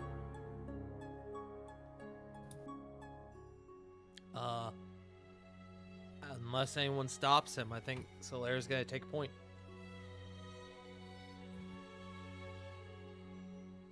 Into the cave. Very well. You just... I'm gonna go up to this point, CeeGee. If you need me to stop before then, you just let me know. Someone will fall behind, so might as well.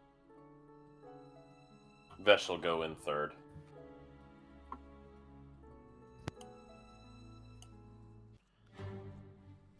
A cave. A Scary fucking cave. There's a cave where we can be. East, Damn that it, way. sorry. As you make your way into the cave, East. the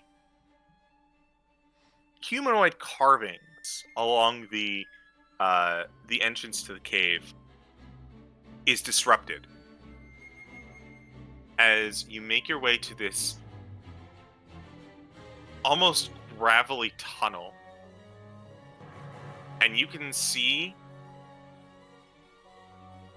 some kind of residue nearby. Ew.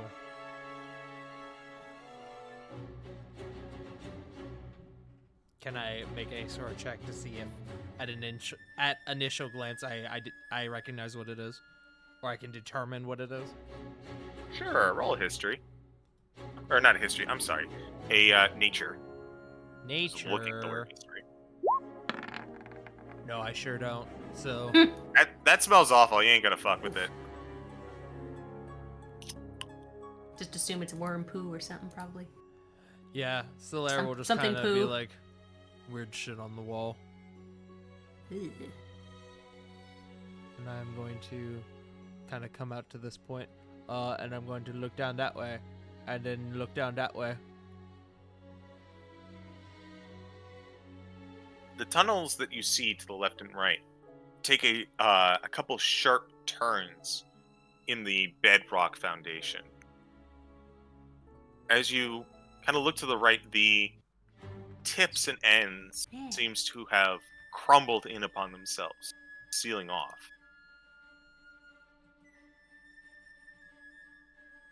There is a way forwards past these tunnels, however, if you would like to proceed that way. Yes. Just to make sure I'm going to the right spot. What spot is the way forward? You are at it. Oh, Just- I am at it. For just above game, I've got a stopper here. Oh, I Yeah. see. Then yes, I would like to proceed forward. More cave. Good, an opening. You make your way into what appears to be a chamber carved out of the rock. More tunnels to the south and to the west are present as well. But the chamber itself seems to be comparatively well kept. It is about 50 feet long, about 30 feet wide, and 20 feet tall.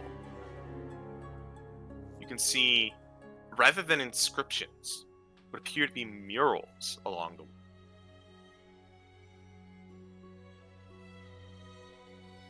Hey, CeeGee.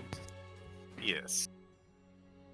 Mostly because cave and familiar territory, Gel's gonna try and keep a lookout above them, just in case of any dropping predators or anything like that. Not a bad idea. Some I will- murals. Been a while since Salam's been underground. She'll keep an eye out too. Alright, Silam, Gel, you two are on lookout duty, concerned for potential predators. I would like to, if it's okay, just while we're down here. We are in a case. I don't know how effective this is going to be. I would like to use... hold on. Wurmst. Oh, it lasts 10 minutes now? That's amazing, actually. I'm going to expend a use of my Divine Sense through my channel Okay. Divinity. Which apparently lasts for 10 minutes now. Hooray! I could have sworn the old one did, but yeah, that's good duration. Oh, I may have been undercutting Rovan on that Divine Sense then. If that's the case, my bad. You good, Chief? Or maybe I'm thinking of like clerics. But it is 10 minutes, 60 feet. In fact, you know what? Here. Bazingus. Wall of text. I cast wall of text! Ah, Ooh. Understood. Bonus action, yeah. 10 minutes until you incapacitated. Within 60 feet, nice. Solaire, Yeah. Solaire, there is nothing right behind you, and it's gonna grab you! Salam, you stepped on her foot. Oh, yeah. No. For, Silam accidentally bumps her toe, like stubs her toe, and for a second, you can sense Fiend as her anger takes over. I But- probably sense a little bit of fiend from Neffy. Mm-hmm. Much like last time, just a touch of Fiend from Neffy. Yeah. But, as you enter this hall, he does not have a token. However, the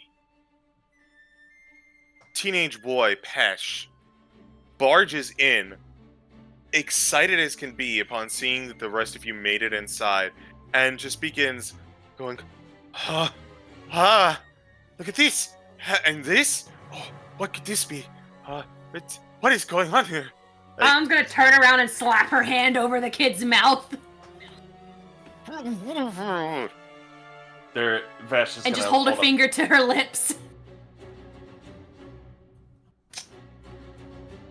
Then she'll let go of his mouth and just like make like put her fingers together like like when you like something gesturing like something small like volume, Actual volume this time. volume, echo. You take your hand down, and he gives a nod, but then he like a giddy child is still doing the motions, but he's not making noise now. She'll just sigh. It's better than it was.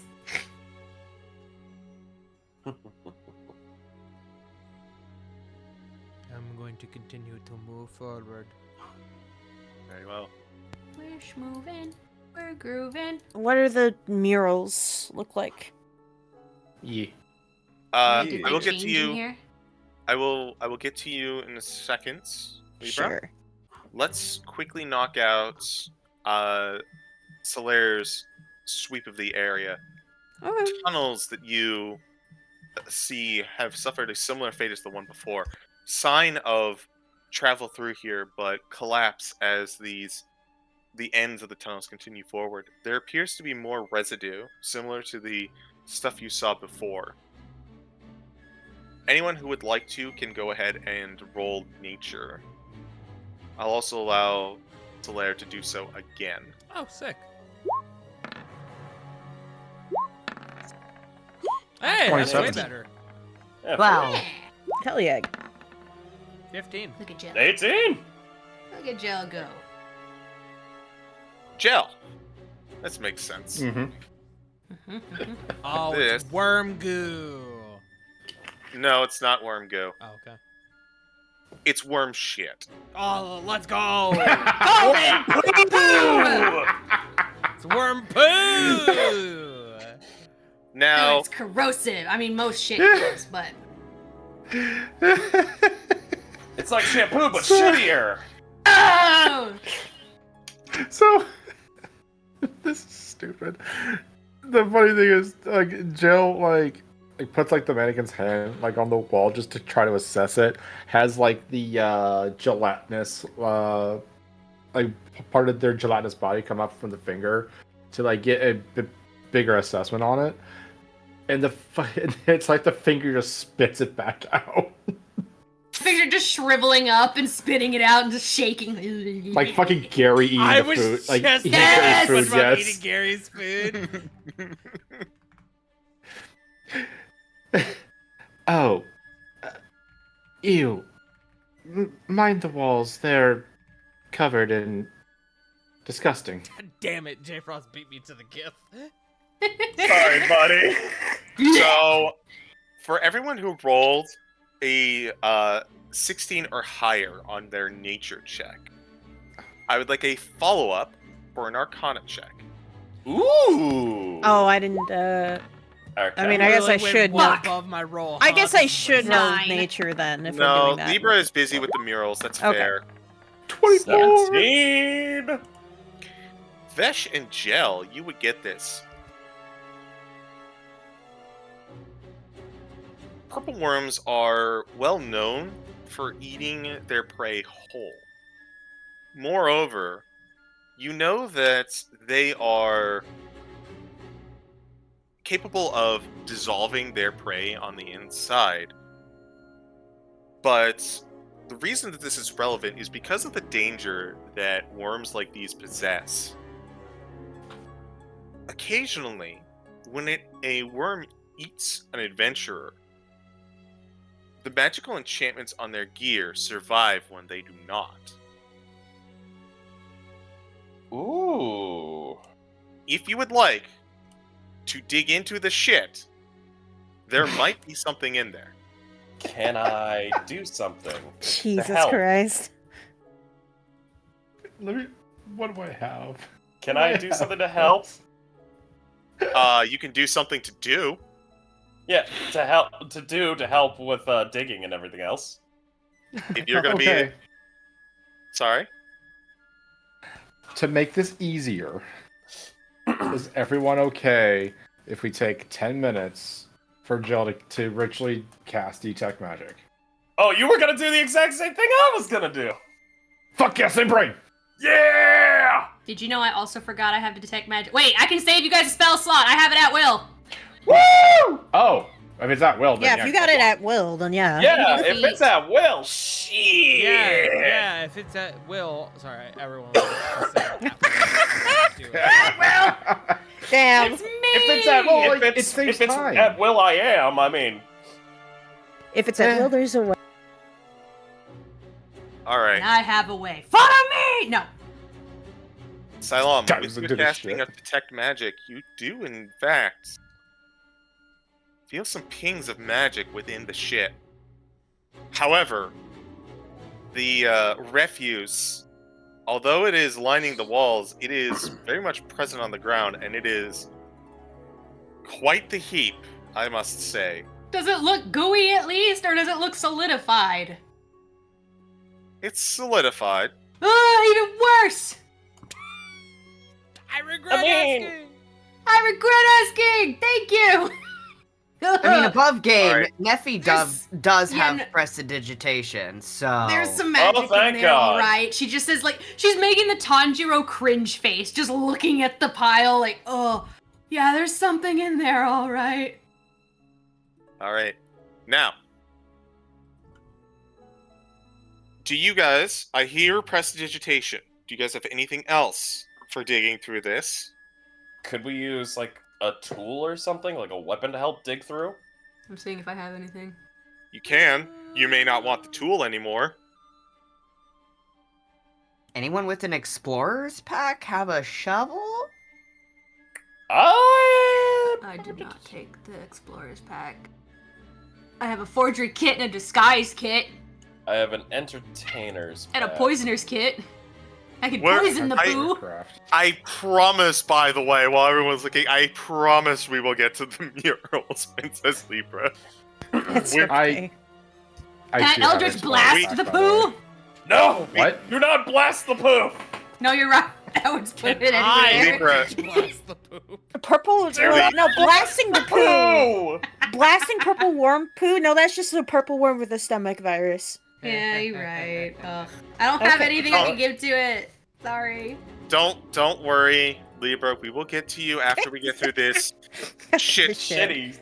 After this shit This show. literal We're shit show, digging yes, through a thank you, worm Juan. toilet to get this stuff. I'm sorry.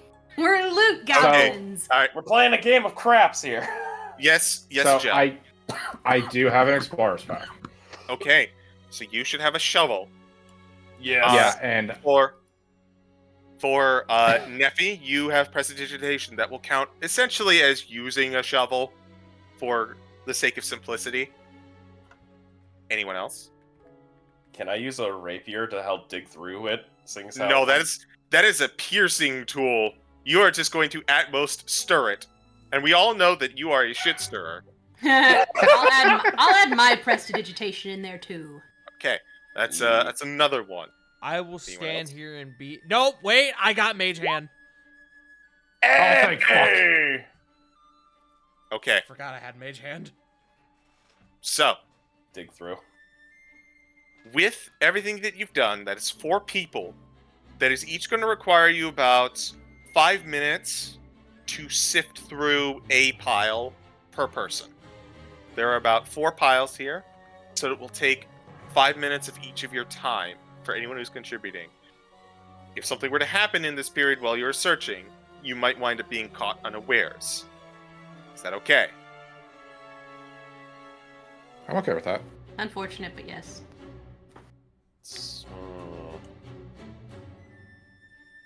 So who's all gonna dig? Who all wants to keep on watch duty?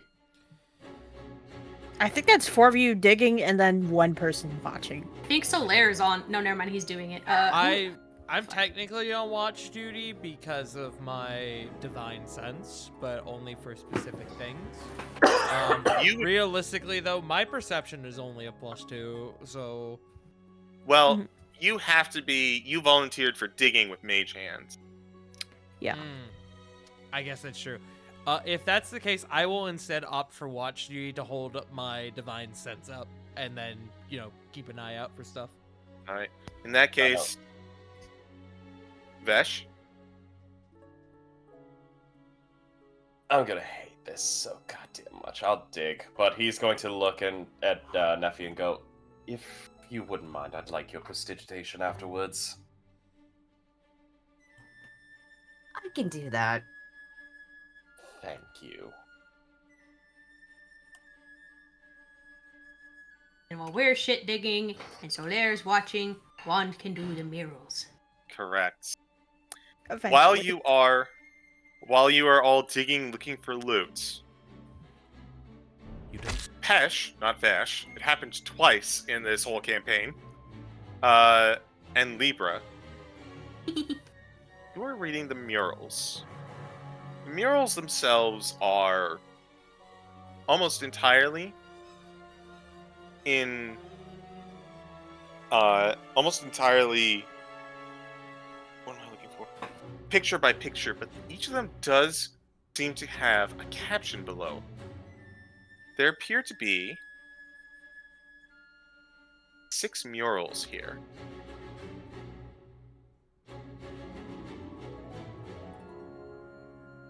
As Pesh is looking at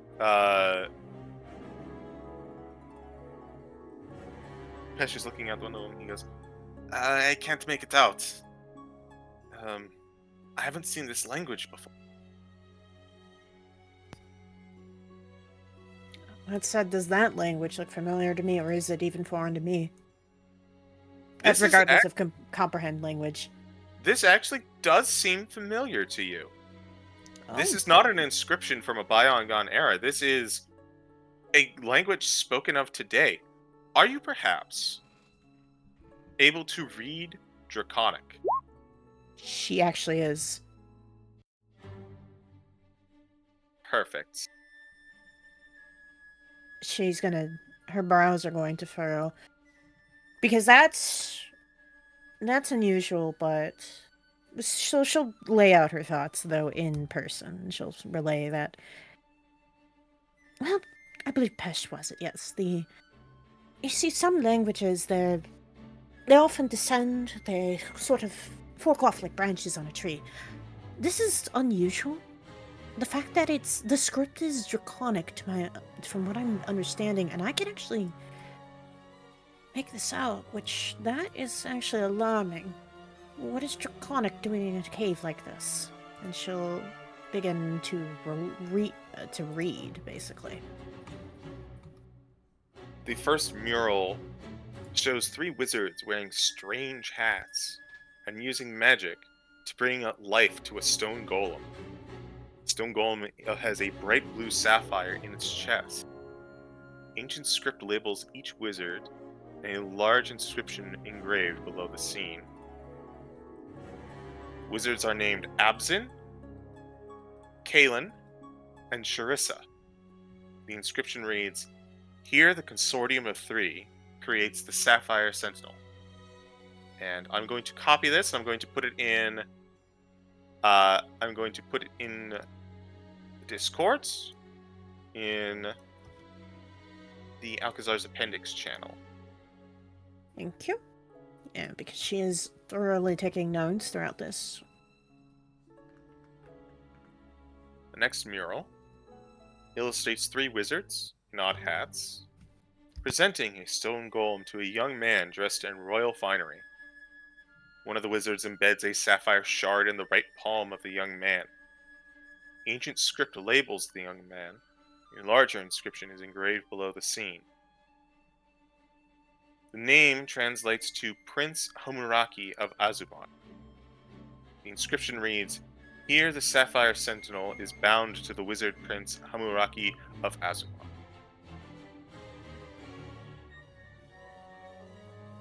What? I'm sorry, I'm typing. I am putting it in Alkazaar's Appendix. Oh, bless you, Yeah. thank you.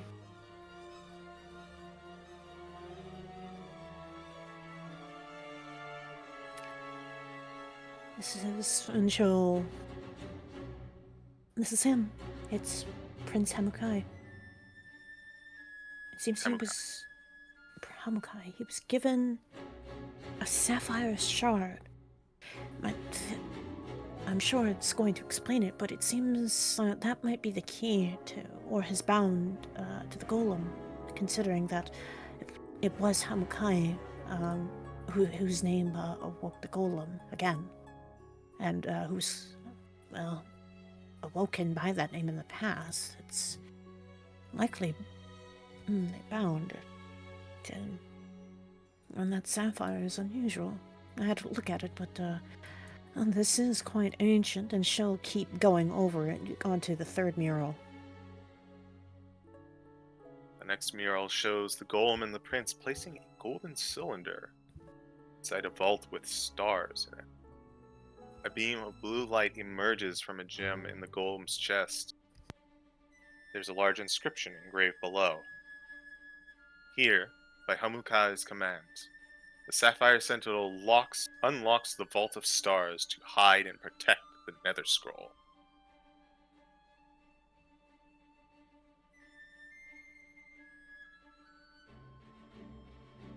Oh, she's going to browse or open, so she'll vaguely look back in the direction the golem was. But there's still 3 more murals, because she'll go, well, that's one mystery, but what's the rest of this? And she's going to kind of hurriedly go on to the 4th mural now that she's done basically sketching everything out. The next scene is much different than the other ones. Instead of quiet history, this one is a lot more raucous, a lot more chaotic. The mural portrays a battle between the young man with a blue stone embedded in his right palm and a blue dragon and its army of monsters and men. The dragon is wounded in one eye. 3 wizards wearing peculiar hats accompany the young man. The dragon has blasted the golem with dark energy and is hurtling it through a crack in the sky. The dragon has a label, and there's an inscription below. Alright, she'll look over and she'll read the inscription.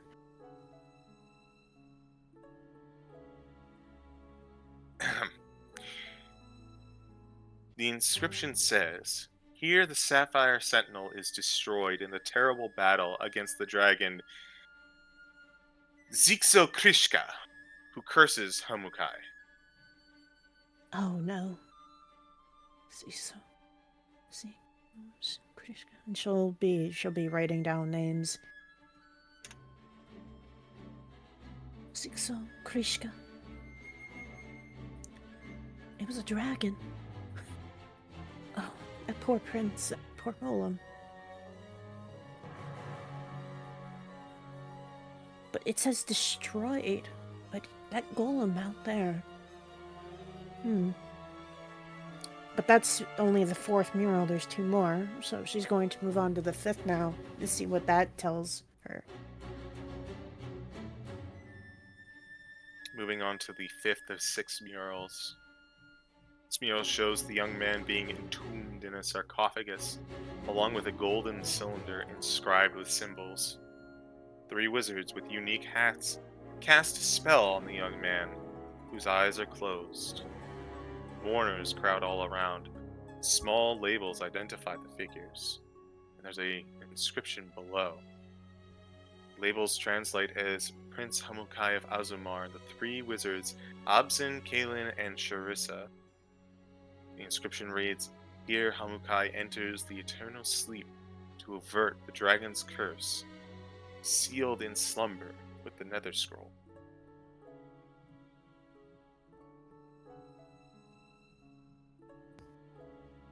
The dragon's curse.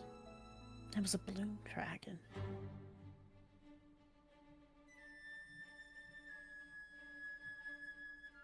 She's going to, between mural 4 and 5, what did the monsters look like? There appear to be a bunch of primarily skeletons, undead, the occasional large creature such as scorpions or snakes. And It appears to be if it's not the undead, it is enhanced creatures. Powerful That makes magical creatures, likely, right? Mm-hmm. Oh, Giant this thing- insert something here, probably. Probably like fucking elementals and shit like that too. Just like nightmarish things to fight back then. Mm-hmm. She's her head's going miles an hour right now. She's this doesn't feel right.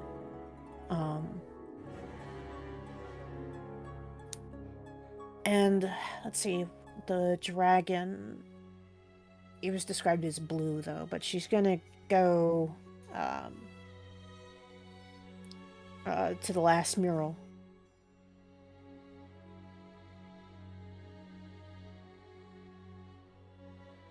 Last mural. This mural shows the destruction and slaughter of a city by an assault from a one-eyed blue dragon and its horde of monsters. Blue dragon stands atop a mastaba, under which lies a star-filled vault surrounded by a magical aura. The vault holds a young man inside a sarcophagus. On the left side of the mural, 3 wizards wearing curious hats flee toward a distant series of caves. An inscription below the painting is accompanied by a rough map. It reads, "Here the dragon returns to destroy the city of Azumar and open the tomb of Prince Hamukai as the survivors flee to Harun."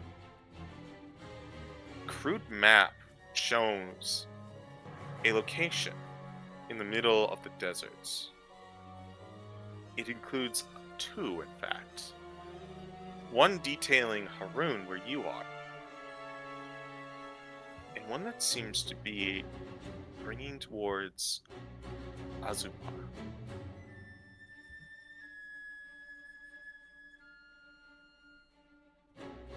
The meaning of the map is not immediately made clear. However, Pesh, eager to solve an answer, sees ancient writings familiar to his people. And just to you, Lipa. No. These are units of measurement that the Bendine use. It means that the city is located about a day away.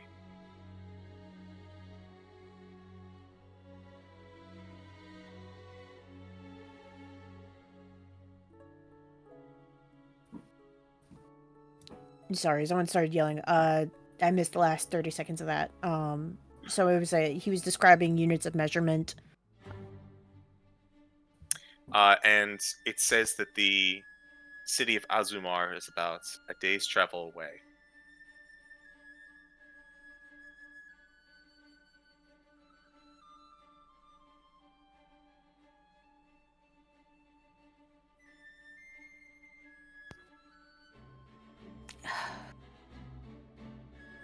This is not good. This is really bad. That one-eyed dragon, though.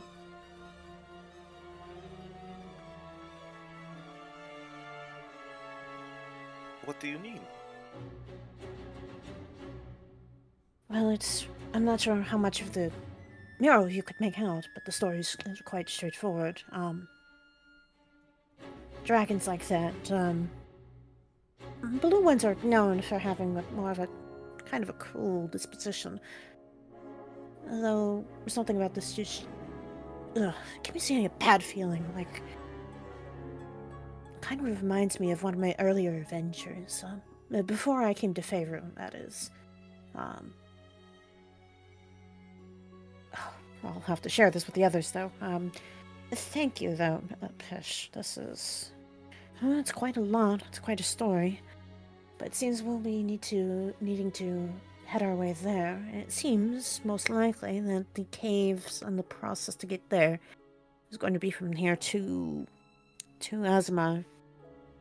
But as to whether that army is still there and whether that dragon is still there, that's going to require a little bit to figure out. And it's a day's travel, so we'll have to prepare before we get there. How exciting, though. What could possibly be in this vault? I must tell grandfather. And he begins to rush out of the cave. Wait. You're busy digging through worm shit right now.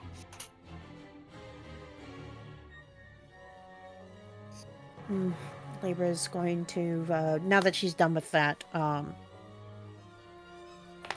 she's going to turn over and walk forward towards the others. When we're all done digging, I've got a little bit of something. I've basically pieced together all the murals. I've got a direction, I've got roughly a heading. It's going to be about a day's travel, but there is something I do want to go over once we get a moment. It's kind of important. You basically say this to Solaire, who's on watch, as everyone else is currently knee deep in the gunk. But Solaire looks incredibly disappointed at the entire thing going on before him. Ignore the fact that I was going to take part. on that front,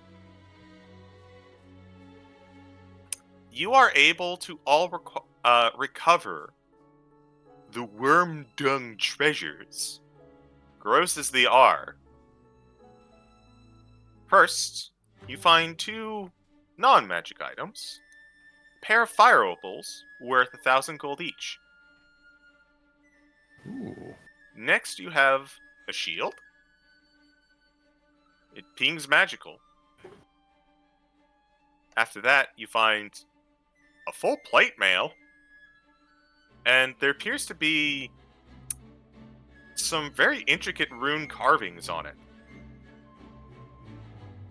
Finally, appears to be a very bright, despite the item location, a very bright, shiny ring.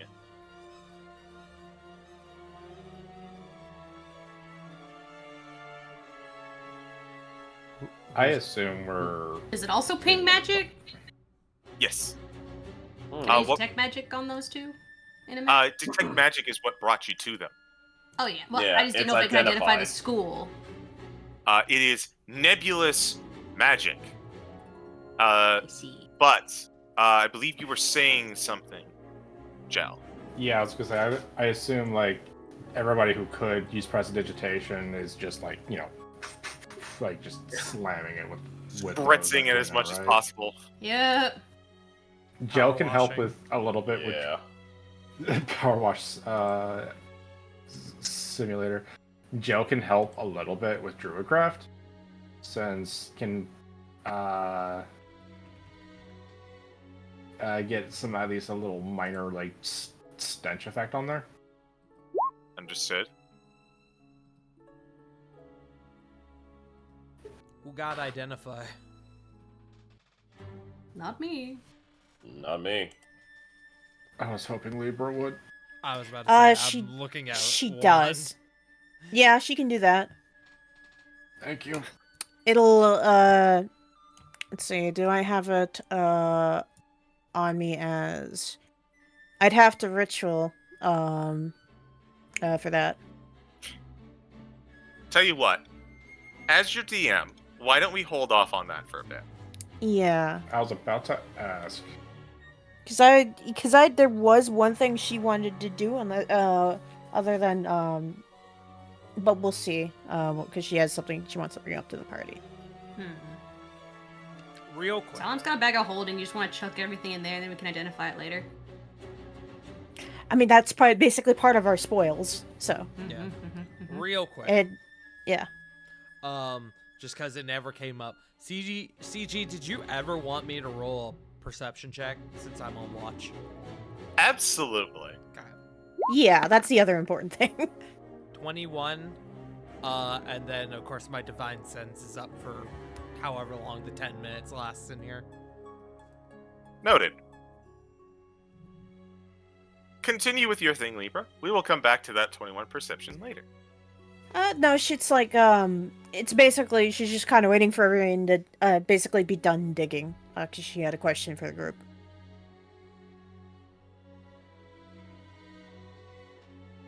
And, I guess once getting that sense, she's going to kind of very pointedly and very abruptly, but it seems like she's going to cut straight to the point here.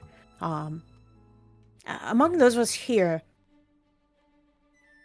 I think two other than me, if I had the spell, who can cast Legend Lore? Who can cast what? Legend Lore. Looks at Cylon.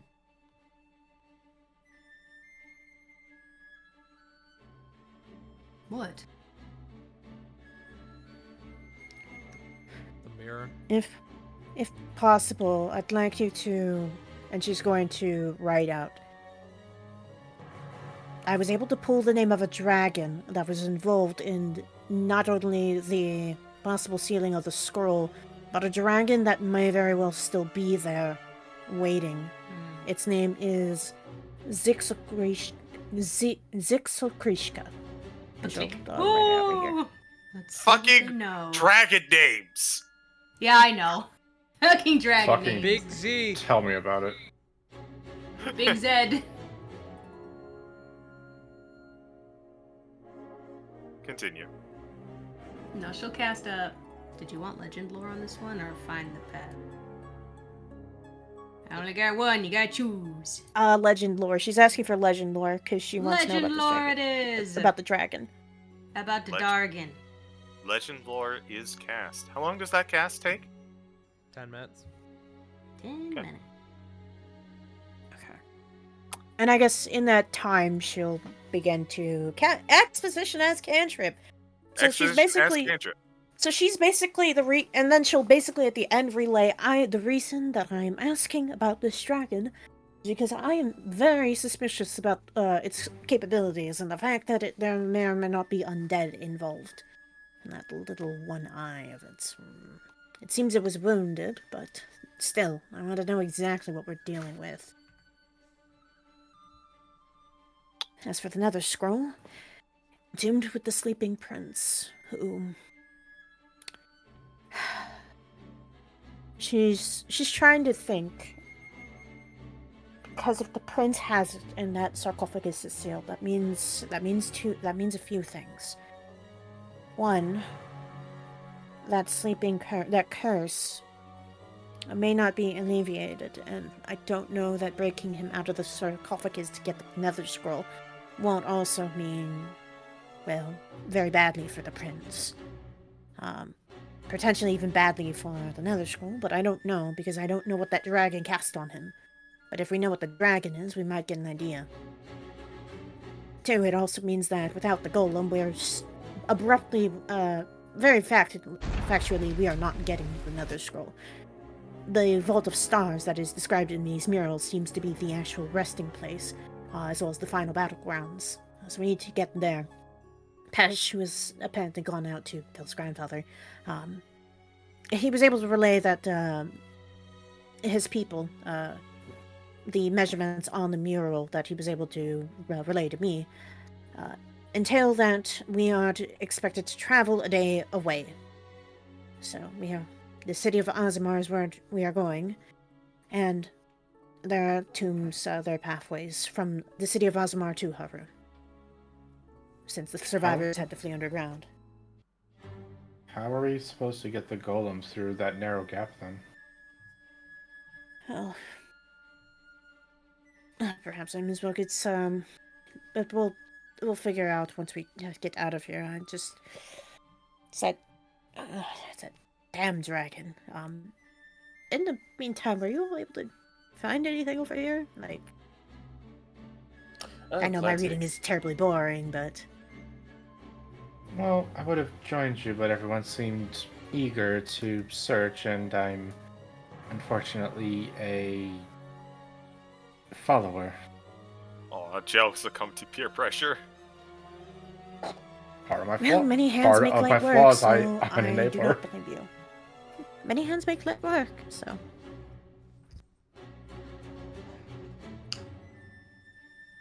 Right. Well,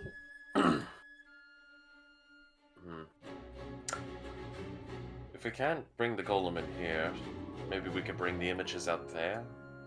Anyone familiar with illusionary magic?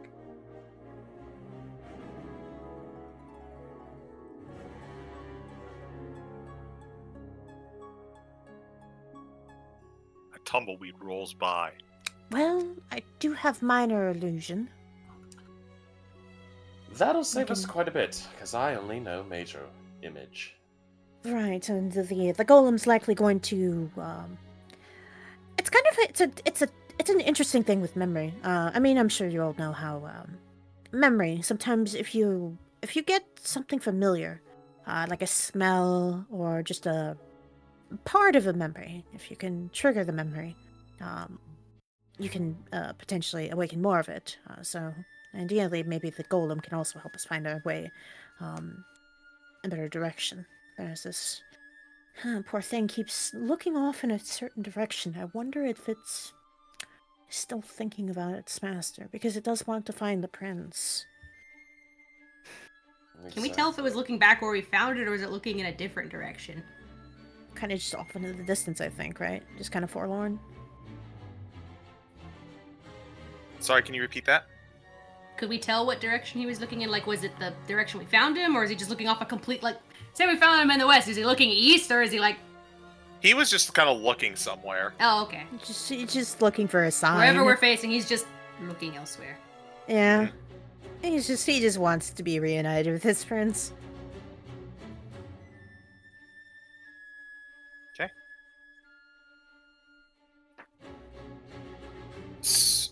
Important clarification while this conversation is going on. Siloam, are you casting Legend Lore? Yeah. Okay.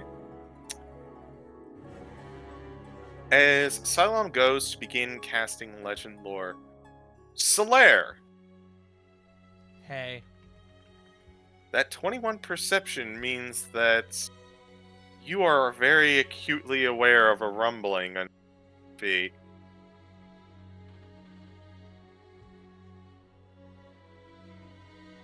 CeeGee, Hi. do I have to make a roll to determine what that is, or can I, as her, determine that the nerd's rope is coming our way? There could be something purpley afoot. Solaire is going to he's going to speak up. Hold. Worm's on the move. And he is going to be visibly, it looks like he's visibly preparing himself for an encroaching threat. And as you make that mention to everyone, popping out of this tunnel up here in a roar, the purple worm emerges from underneath, and I'm going to need everyone to roll initiative straight, because Hey, Solaire buddy. succeeded in his perception check Let's and go! avoided a surprise. Let's go! Ever vigilant. Hell yeah! I get to add a D8 to this roll! Correct. Yes, you do! I gave you that because you wanted to fucking throw hands. Oh, I'm gonna throw hands with this fucking worm, dude! Hey, CeeGee, silly question. Aye. Oh, that's Fuck pretty you, good. 16, bitch-ass worm! Nice. Did the purple 25. worm... 21? Did the purple worm get alerted by us, literally searching through its crap, or, of us talking? You have no idea. Above game, worms have tremor sense. They probably just fucking felt us. Because we're fucking Probably, moving running. but, I was just Pesh was running back to get his granddad. Damn it, Pesh! Yes. I blame the kid. Because I was like, we have telepathic bond up. That is true. It was not through talking, it was through tremor sense. I can share that. Okay. Also, apologies, she's being slow. Shit. Man, I wish these boots of Elvenkind could prevent tremor sense. 12. Okay. And with that, let's get some combat music going.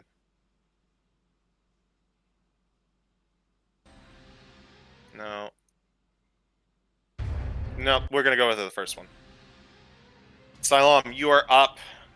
The purple worm emerges out, very close, emerging from one of the tunnels from before, as the solid bedrock begins to melt away as it emerges from underneath.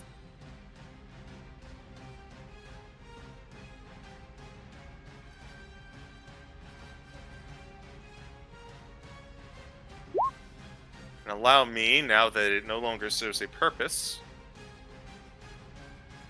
to reveal the full map. Make travel a little easier. Alright. Surprising strike. Definitely moving into action, Siloam. You see this purple worm and you move to engage.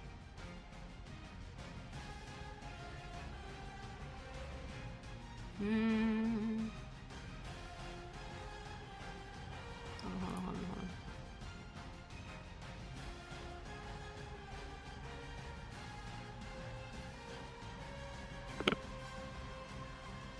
Okay, yeah. Well, since it's got tremor sense, I don't think sneak attack would work on it anyway. I don't think I have any way of sneaking. You have advantage on your first attack. That's true, which is already sneak. Exactly. Crossbow time! Or wait, no, my daggers, because I can. Excellent.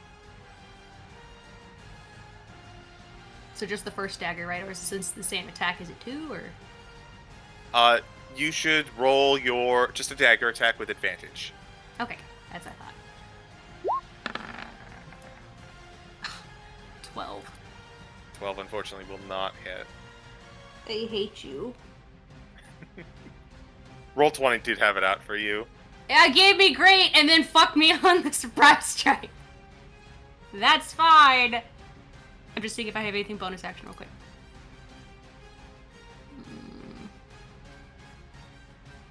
No. Turn. All right. Or- I Vesh, guess- it is now. Yeah. Vesh, it is now your turn. Oh boy. You know what? I'm gonna have fun with this. Action. Casting a spell. Okay, casting a spell. I cast Zawarudo. All right, casting slow. Must make a This- wisdom save. I don't need to check that wisdom. He is going to fail. Woo! He is slowed down. Alright, and it can either use an action or a bonus action. Not both. Oh, and it can't use reactions, even better. With that, Vesh is also going to use a bonus action. He is going to pull... You watch him grab this sword hilt. The sword. That's the kind of scabbard for it is really tiny and doesn't exist, and as he pulls it out, there's not a blade, but with a bonus action, I would like to expend a first level spell slot and activate the spell blade. Okay. And you'll watch this blade of pure energy spring into existence, glowing with light. And that is everything he can do, so he's just going to step back once and end turn. As he pulls out this, as Vesh pulls out this blade of pure energy, you stance up, ready to intercept the now slowed worm. But before you have an opportunity to, Solaire, you get a go. So, because not everyone here is familiar, so Solaire, who visibly up to this point has not been holding a weapon of any form, from this, he reveals like this, what it essentially looks like a molten crater, like in his chest, and from within he grabs that what appears to be a large black iron handle, and as he pulls out, almost similarly to how a clown would or a magician would continuously pull out like cloth from his sleeves, it's just chunk after chunk in this beautiful, terrifying bouquet of just slabs of infernal iron. It looks like bro just pulled a whole scrapyard out of his chest. I like to compare it to the sword of swords from Elden Ring, and woohoo. Nah, I'd win. Shout out to Spinner from My Hero Academia. Yes, actually. So, except this is not a sword of swords. This is a sword made out of fucking scrap metal. With that, I'm going to come over. And he is slowed. I don't think that gives me advantage in any capacity, does it? No. That's fine.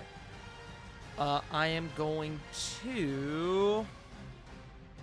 Just need to take a look at this real quick. Yeah, okay. I am going to take 2 swings with Decimation. Hasha! That is a 28 to hit. Absolutely. And I am going to expend a bonus action, my bonus action, for a 2nd level Divine Smite.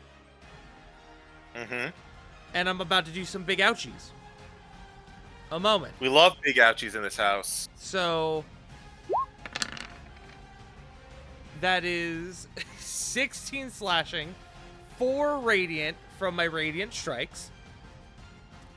And then where is my hold on. Divine Smite at 2nd level. Oh, good lord. So that is 35 wait, hold on. Okay, ignore the radiant strike on the Divine Smite. That is 15 plus 5. Jesus Christ.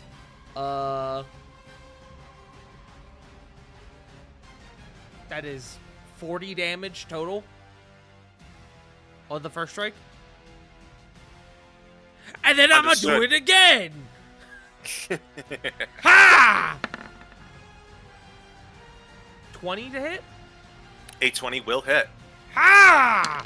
This one does not get the smite. For another 15. So that is 55 damage total.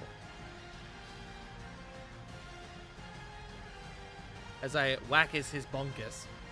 But fuck this ugly thing. You see as this thing kind of comes down to bite on Neffy, you step in the way and managing to knock Neffy aside and to just kind of like get a better shot at this thing. You come in and cleave 2 of its teeth off in one swipe and a spine on another. You think it's about to roar in pain and anger, but the slow seems to be kind of like diluting that a bit, so it's hard to tell.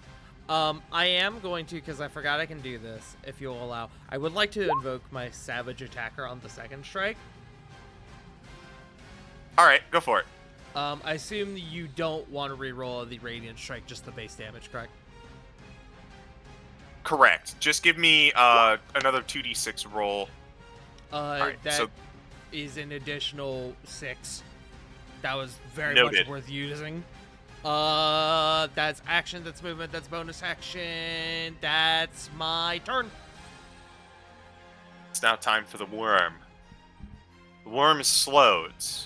I believe it makes that check at the end of its turn. Correct. Okay. It is, however, going to make an attack action. Now, Bring it. it started with easy prey. It is now going to see a threat assess. Hey, man.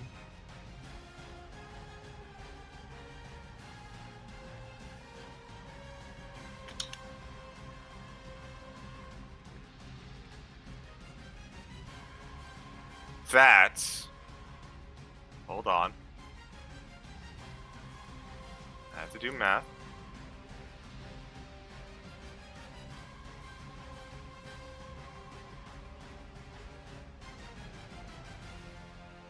Okay. I had to double check. That is a natural 20. Hey, Sylvan, you got them cutting words. Do you have, I was about to say, silvery barbs, please? Silvery barbs. I can is a- take her, not that I want to. That is a 25. That will still hit. Okay. That's not a crit. I need a dex save from you. A dex save. Ooh, I just realized my aura is not actually on my thing. Hold on. So my aura gives me. It's just your con modifier for your aura, correct? It's your charisma modifier. Or, sorry, yes, that is what I meant. So Bella, why are you screaming? Shut up, dumbass cat. That's a 20. Oh, you lucky bastard! Fuck you, As bitch boy.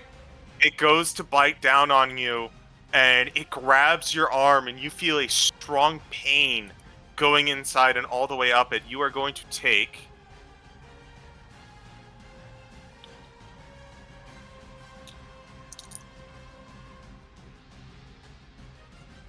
Let's see. That's 26 piercing damage. Okay. And as it goes to bite down on your hand, you feel it begin to go for a gulp, trying to swallow you whole. But the benefit of the slow and your quick reaction get you out of its maw at just the nick of time. Fuck It is you, now going. idiot. It is now going to burrow. Can he? Because he's slowed, isn't he? He is slowed, but that is his movement speed. Ah. Yeah, it's half movement at least. Is there? It is going to. It is going to. An op attack? Oh, absolutely. I don't However, have a forecaster, Sag. Because of the slow, it is unable to get underground. This is a very good pull by you, J Frost. Thanks, 13's not gonna buddy. hit. And 13 is not going to hit at all. So, hey CG, would you say that it's got a burrow speed of about, I don't know, half now? Yes. Sadly, it did not go from 2 feet to 1 feet. Damn. I know. It's as big as 15 whole nins. 15 But- whole mints. That is the purple worm's turn. Neffy, it is your turn. Oh, right, that's a good I point. didn't give him advantage. I did. Oh yeah, that's right. I Yeah, did. you get to Silvery give barbs. someone That's a an thing. advantage. Fuck. Who's next? Neffy. Do it again. Do it again. Neffy, you have advantage. First off, can I still see this thing? Absolutely. It is burrowing into its own tunnel, but it is so huge it leaves a trail in its Butt wake. sticking out. Yup. Moving here. I would like to cast Blight. Blight. Ooh. Okay. Blood's good. Yeah. Ooh. That's a chunky, but he does have a really good con save.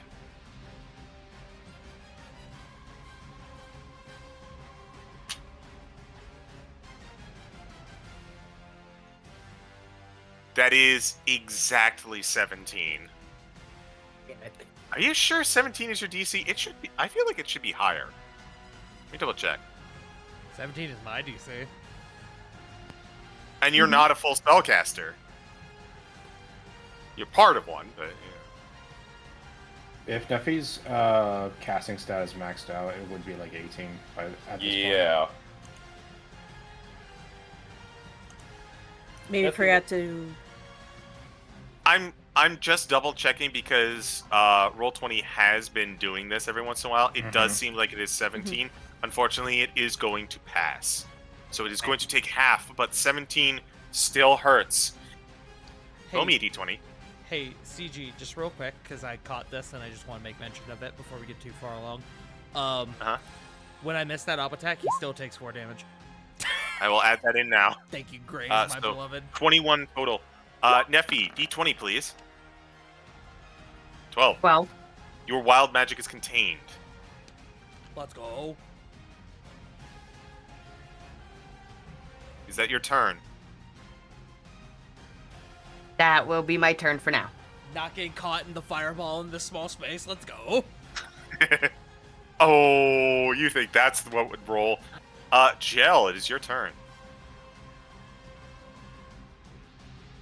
Okay, so if my character sheet would. Okay.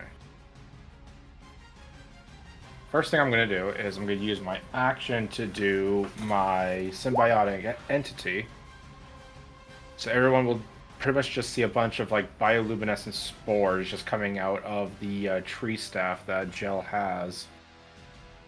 5,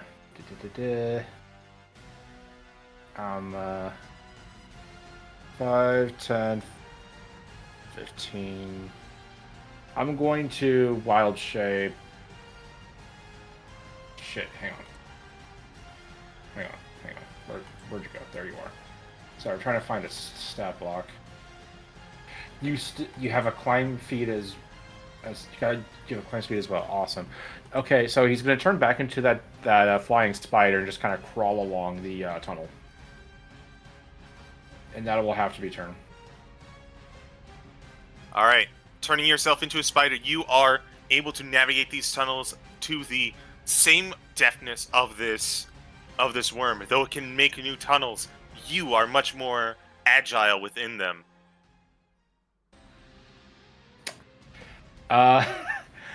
Almost as if it's instinct, they will just kind of like cling towards like the top of the tunnel, like awaiting their prey. This feels right. Is I that your hate turn, how Joe? nice this feels. Yes. Feels cozy.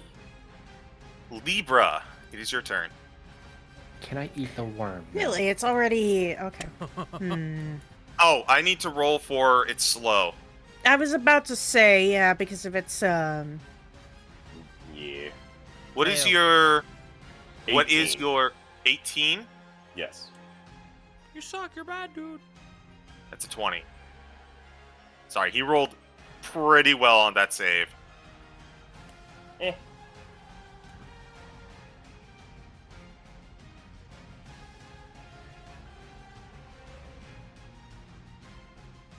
Continue, Libra. all right. Let's see. I was trying to think. Okay. Bonus action. She's going to. She's gonna be smart. She's gonna. Well, she's about to move. So, but what she's gonna do is she's going to. Up in the air, there's like a tiny little bit of a glimmer, as. Hang on. Let me just double check which one that was. Oh yeah, it's this one. So her manifest mind, the little spectral mind, so basically the little force ghost looking thingy, it's gonna just kind of appear floating like above the party's heads, there. And how that's gonna work is that's gonna be her. She's gonna be able to cast spells for that. Her movement will be not standing by the worm and standing behind people. Valid. Yeah, no, she's very magical and she's very squishy. However, because the manifest mind's like over there. I'll mark it for you. Yeah. What do I want to do?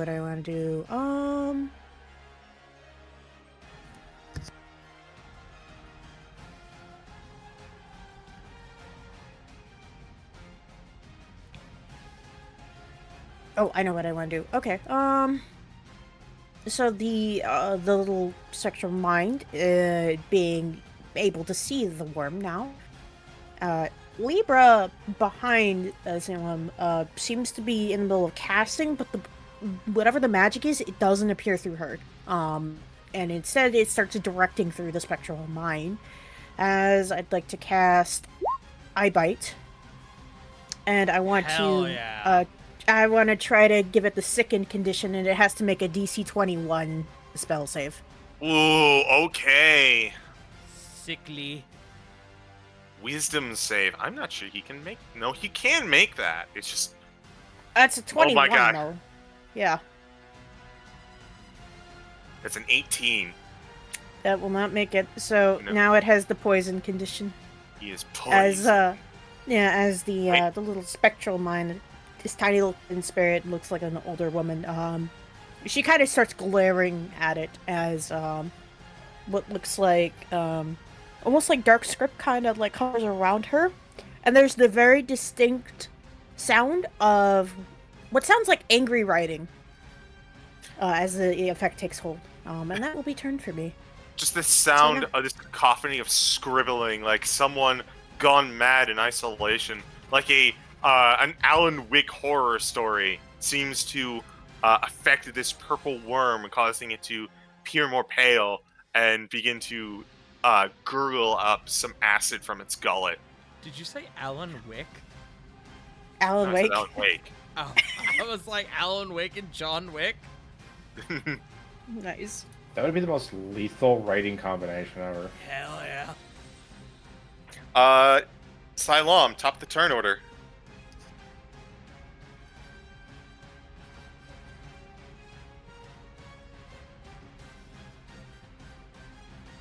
Punk, you muted. Thank you, sorry. We can't see him. How far is he? He is in the little tunnel, but you can see him because he's fucking massive. He chunky. Junkie! Trying to see how else I can fuck with you. Because the one thing I have, I think would make the situation much worse, so I'm not going to do that.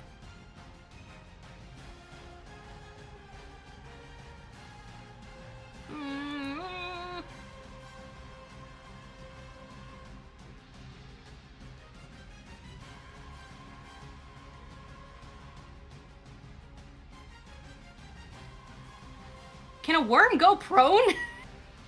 Yeah, absolutely. Very interesting. And I'm wanting to see if they have what their wisdom's like. I would like to command sure, him. Okay. Oh boy. Please click command. Grovel!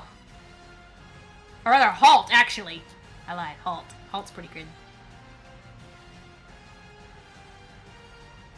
Okay. Halt. DC 17? That's a 14. He fails. Good. Unfortunately, I don't have much on the way of bonus action. Turn. Alright. Vesh. Following up.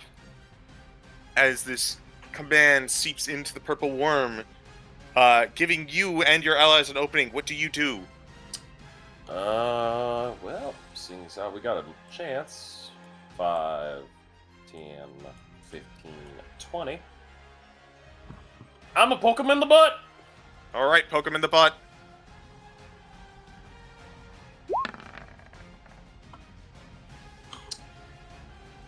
Well, 24 is definitely going to hit. Alright, just want to make sure. Ow. Only 6 force damage. Damage is damage. Yeah. Don't think I could do anything else, so... That's it for me, dog. Alright. Solaire, it's your turn. Hey, CeeGee, don't hate me. I did realize that I needed to add another extra point of damage to each one because my proficiency bonus went up with Great Weapon Master. We don't need to tackle that right now, but I have corrected my damages now, fully correct, and it is insane. I'm aware. So You beat a paladin that has insane damage? I No! know it's crazy, dude. Perish the thought. I Who know. who says this class got nerfed? So he is still not burrowed, correct? No, he is not burrowed. Great. He is making his way towards it, but the slow prevented him from actually getting there. I The can tunnel be that here he's- into space, right? Sorry. Absolutely. The tunnel is also 10 feet in length, so you can be adjacent to Vesh, but Oh. that'll basically be like just on the cusp of uncomfortable. You could still do it. Nah, if I could share the worm space, I'll just share the worm space. It doesn't matter to Very me. well. Proceed. I am going to find the correct spell. Where are you at? Oh, that one's after hitting. Hold. Oh wait, that's it. Actually, I don't know if that would affect him. He don't got eyes. I'm gonna assume. Excuse me, who's messing with my sheet? Sorry, I was checking something. Continue. I believe this will affect him. No, it won't, because you got tremor sense, you bitch. That's fine. I won't do that then.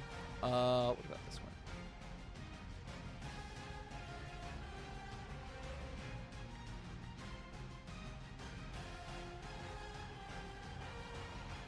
No, I'll save that. Okay. All right. I'm a whack his bonkus. All right. Ha! That's 23. Bun is yelling at her cat. Is Bun yelling at the cat that that's a hit? Because it's a hit. It is a hit. Alright. I am going to use another second level smite. So, now we have correct damage. Ha-sha-sha. 25. And then... Hold.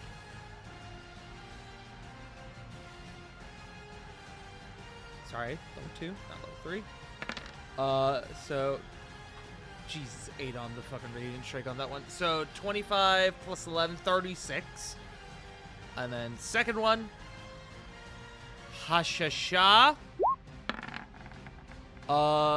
14, I'm going to presume, does not hit. 36 does not hit. Okay. So, he will take, by default, 4 damage. Sounds So- like a solid 40 to me. An even 40. I also need to double check this item I have. I believe I need to call that before I make the attack roll. I do. That is fine. So yeah, that is movement, attack, action, bonus action, and I believe that's it. All right.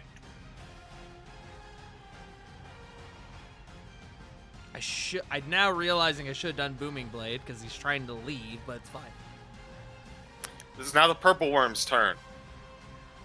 Hey, It is CeeGee. now Neffy's turn. So, at the start of the Purple Worm's turn, Uh-huh. I'm definitely hitting it with my Halo Spores. Very well. Roll damage while Neffy It takes their turn. It needs to make a con save, though.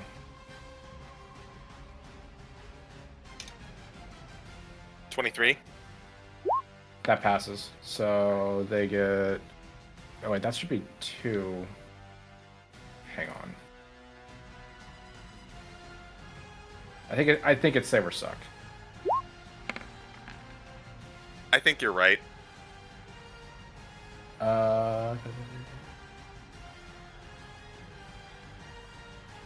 Yep, it's Save or Suck. Oh, well. Okay. Wait, I'm Unfortunately, sorry, that missed it. I just want to confirm. I didn't have advantage on the strike, did I? No. Okay, I didn't think so. Just making sure.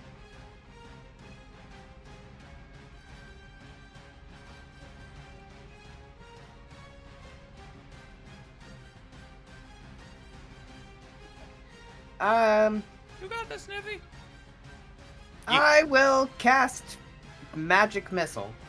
Okay, magic missile. Just at first level. All right, roll damage. Oh, I love that mine doesn't do it. Remember, I don't think we ever fixed that. Oop. Eh. Just roll 3d4 and we'll add 3 to it. And then roll me a d20 afterwards.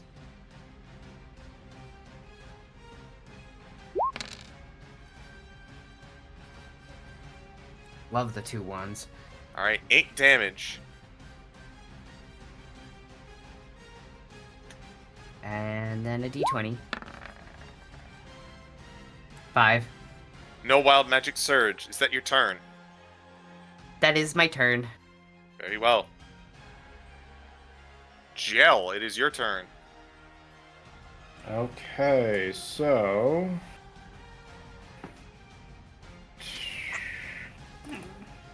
I literally just had it. Where'd you go?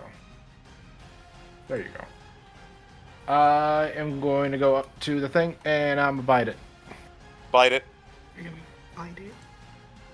Yes, I'm biting the worm, so it is.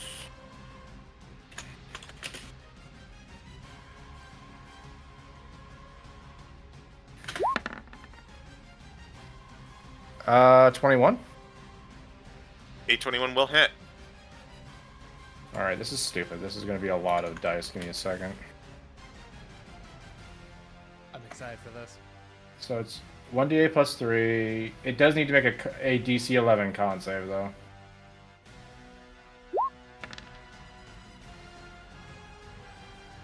So that's 8 piercing plus an extra d6 of necrotic with the halos, with the symbiotic entity. So 4 necrotic. Huh? And symbiotic entity. It's melee weapon attacks. This isn't weapon. My bad. But I do still need that con save for the poison. 30. I think that passes. Yeah, you know what? That's valid. You do be an Alaskan bullworm.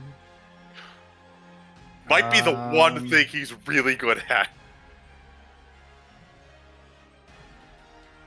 You think he'd be immune to poison? You'd think. I'm fucking stupid. I should have shot a web at him. Yeah, no, I'm gonna back away.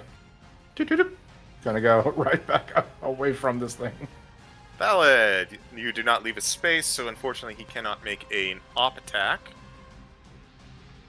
Oh, great! I'm in range wherever I am. That has to be turn. All right, Princess Libra, you are far away from combat, but you feel as though that's not saying much in your current quarters. Oh, that's okay, because she can see through the Manifest 9. How's the worm looking? It's looking not too great. That's all I'm gonna give you for free. Yeah. Well, we've kind of, like, stacked a bunch of buffs, or debuffs on it. So that damn thing is not, like... It can't do anything. And I looked at iBite, it doesn't tell me that it can, like, remake the save. So No. I think it's just done for, like, 9 more rounds. It's still poisoned for, like 9 more rounds after those. Yeah, or 8 it more. is. I love iBite. That's Yeah. why bite is insane. Yeah, I was trying to think about it. I was like, did I misremember that? No, apparently not. I'm gonna use, I'm gonna cast through the, Manifest Mind. She's gonna go up slightly higher to avoid crossfire. And she's gonna throw, use Firebolt at it. Why does it have a... Oh, never mind that. Ignore this will save. Where did I put it? Is that gonna hit it? 25 will probably hit the worm. Yeah, it's gonna hit. Yeah, that's, oof. That's 28. Oh my god, that damage. What the fuck? High level cantrips are fucking nasty. That's This is when they Yeah. upgrade. No, dude, it's because I rolled 2 10s on the fucking dice. You rolled then a the 8. higher damage than your actual attack roll. Yeah, pretty damn good. Look at that. Yeah. That's Libra's kind of cracked. So yeah, 28 fire. He's not happy. That said, you can tell me if I can't do this. Because we're making a lot of noise. How's the integrity of the cave? It's not like starting to be mad, is it? I don't know, Libra. Perhaps that might be something that is worth looking into on your turn. Yeah. Should I spend next turn to try to do that, or is that not like No, So I'm not gonna be coy about it. This structure has taken the beating of all of these purple worms living here. Okay, so this is fine right Yeah. now. All right. Just an average day. Yeah. No. Yep. So yeah. Fire just kind of just shoots out from the little old lady force ghost thing, and then end of my turn. I don't really need to do anything. Silam, it is your turn. I have a question. Am I able to shoot my crossbow without smacking Silam, Vesh, or Gel? Absolutely. This thing is huge. You're Silam. I I'm on know. the field. I thought I said Solaire, but I meant said- Solaire, Vesh, and Gel. You said Sorry. Silam. Sorry. Don't shoot I yourself am all the way. Silam. I'm now remembering our good friend Sarah accidentally hitting themselves with her drawstring. That was funny. Alright, I would like to Yeah. use a steady aim. And a crossbow. Please. That's 20! Let's go! Oh, I forgot to go, say my let's sneak go. attack on there, but now that it is. You have allies within you, and you had advantage. You have this. Yeah, you got it.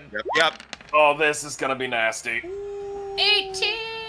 Plus, this ought to be good. Wait. Wait. Oh, Pug. That was my sneak. Oh. 10? Don't you roll Okay. that again? With Yeah, so he's going to take 10 from your crit.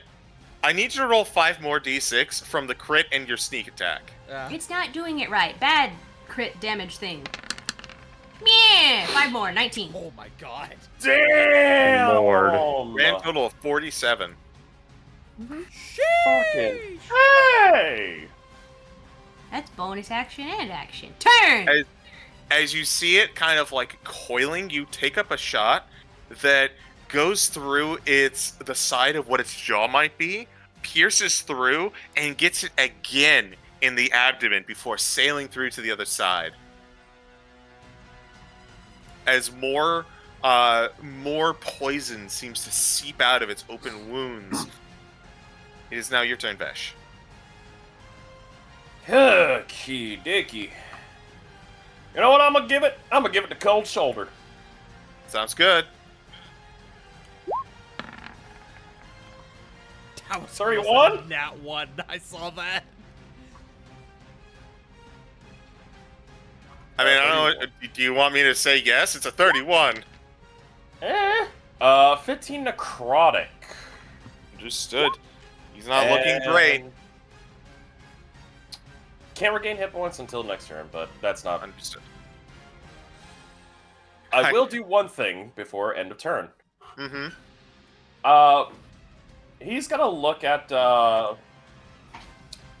He's gonna look at. Oh goodness! I just want to make sure I'm not fucking this one up. Who should I give it? You know what? He's gonna look at Solaire. Okay. And it's gonna go.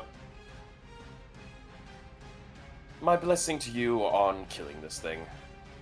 And he's going to give a bardic inspiration. And with that bardic inspiration, he will make sure that Solaire gets pluck the heartstrings. Enjoy necrotic damage, and that is a Oh. D12. Oh. Beautiful. So. Okay, so expended when dealing the damage. Understood. Yeah. Is that your turn, Vesh? Yeah, that's everything, boss. I don't know, Solaire. Do you think that you can take this thing down? Nah, I'd win. Alright. I'll make this real easy for you, CeeGee. I'm doing Booming Blade. I'm foregoing my roll by using my Clockwork Amulet to make my dice roll a 10, making my total roll a 22. That hits. So, who loves math, kids? He says, reaching for his calculator. Let's go gambling. Let's go gambling. So here's go your base gambling. damage. Oh, dang it. Whoo! Yeah, dang it was for the worm. Absolutely disgusting. Hey, would you believe? Would you believe there's more? He's not done. Yeah, I'm no, getting he's not flashbacks to a campaign 1. done. No. That's 53. Uh-huh. And I do unfortunately get the. Wait, hold on. I haven't expended my bonus action yet. You also haven't used your die. Oh no, that's what the D12 That's is. what the D12 Understood. is. That's what the D12 is, yeah. I can still smite because I still have my bonus action. Yeah, fuck it. Let's do it. I'm gonna expend another second level. Let's go gambling. Let's go. Oh, dang it. Oh, dang it. Ah, dang it. I don't think there's an odd dang it here. I'm pretty sure this This is is I the can't stop worm. winning. For the the worm's worm, getting it the odd is. dang it. Okay. The worm's not Joe, having a good another day. 12. That's 65, and now you're shrouded by the booming blade. Props to you, Joe. We went to the same place at the same time. Hi, I'm So what's the Solaire. I grand hit total things here? real- 65 of various damage types. He had 43 So health. close. First hit auto killed him. I didn't even need the smite. Jesus Christ. Hey, I get my temp HP. Let's go.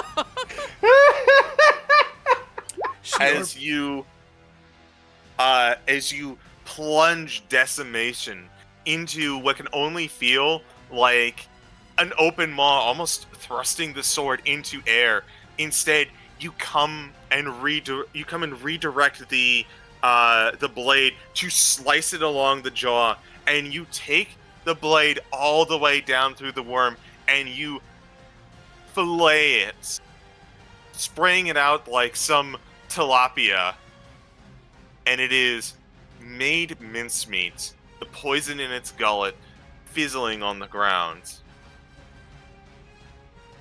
With that, Good job, guys. That last swing, he just lets out, like, this is the loudest anyone here has heard him thus far, except for maybe Silam. Just this, with the echo of the chamber, just this,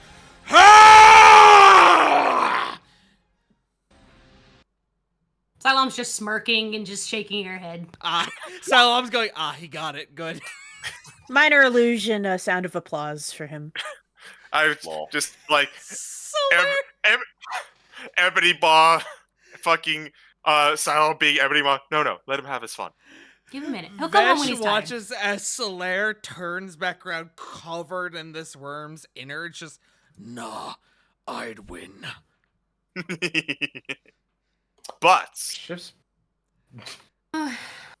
but His wife was a lucky girl. and I think on that line, What people say is we are going man. to end tonight's session. Now, I am going to do a few bits of quick touch-up.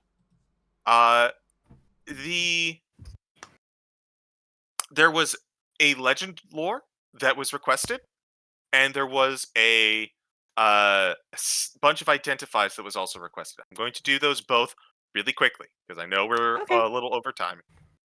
So, Yeah. the legend lore. It was on Zixokrishka, correct? hmm Zixokrishka was a egotistical blue dragon known for dabbling in darker magic. Ensorcelled by the prospect of the Nether Scroll, the power that it brings, Krishka sought to acquire the scroll to ascend to an even greater level of power, and as such besieged the kingdom of Azamar. In her haste and struggle, however, her anger got the better of her, placing a curse upon the prince who was bound to the scroll. She sought to force him to relinquish it, but instead he chose to inter it, sealed in the Vault of Stars. Krishka opted to, after conquering the city, make it her seat and wait for the key to reopen the vault that she may claim her prize. The key remains lost, in her anger having sent it scattering into the wind and lost. A sapphire sentinel, one that she has never been able to find.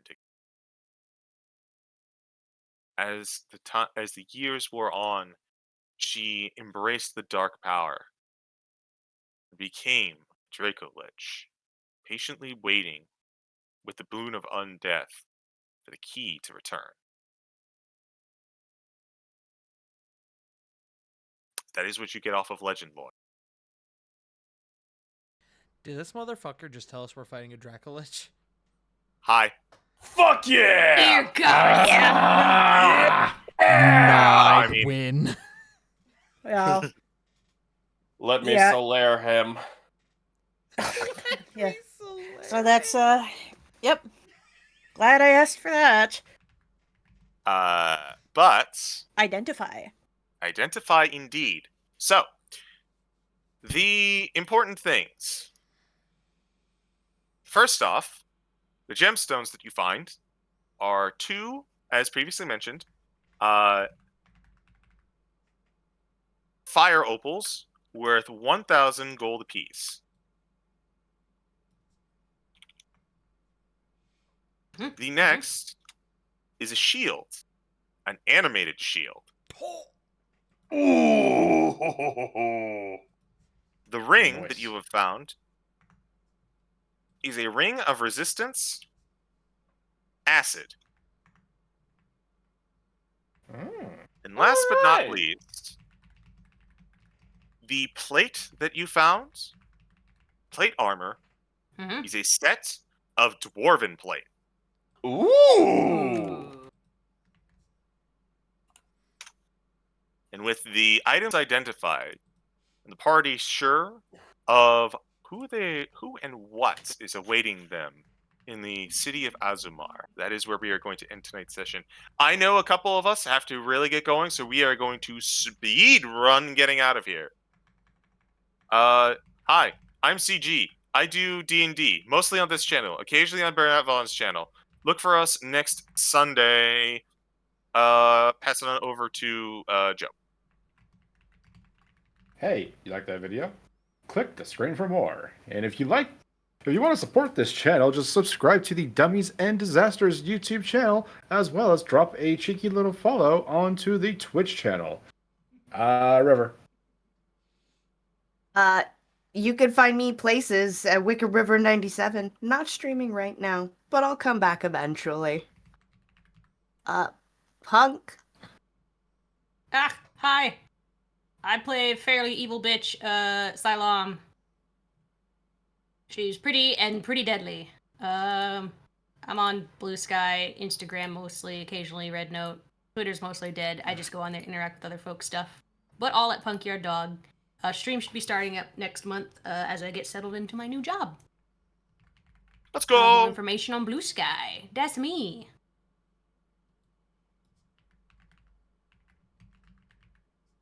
Toss Joe? double. Joe! Joe went. Oh, I already went! Tart.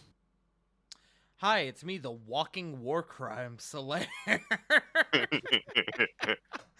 I was giving CeeGee the breakdown of my damage during that fight, and good lord, I hit thing real good.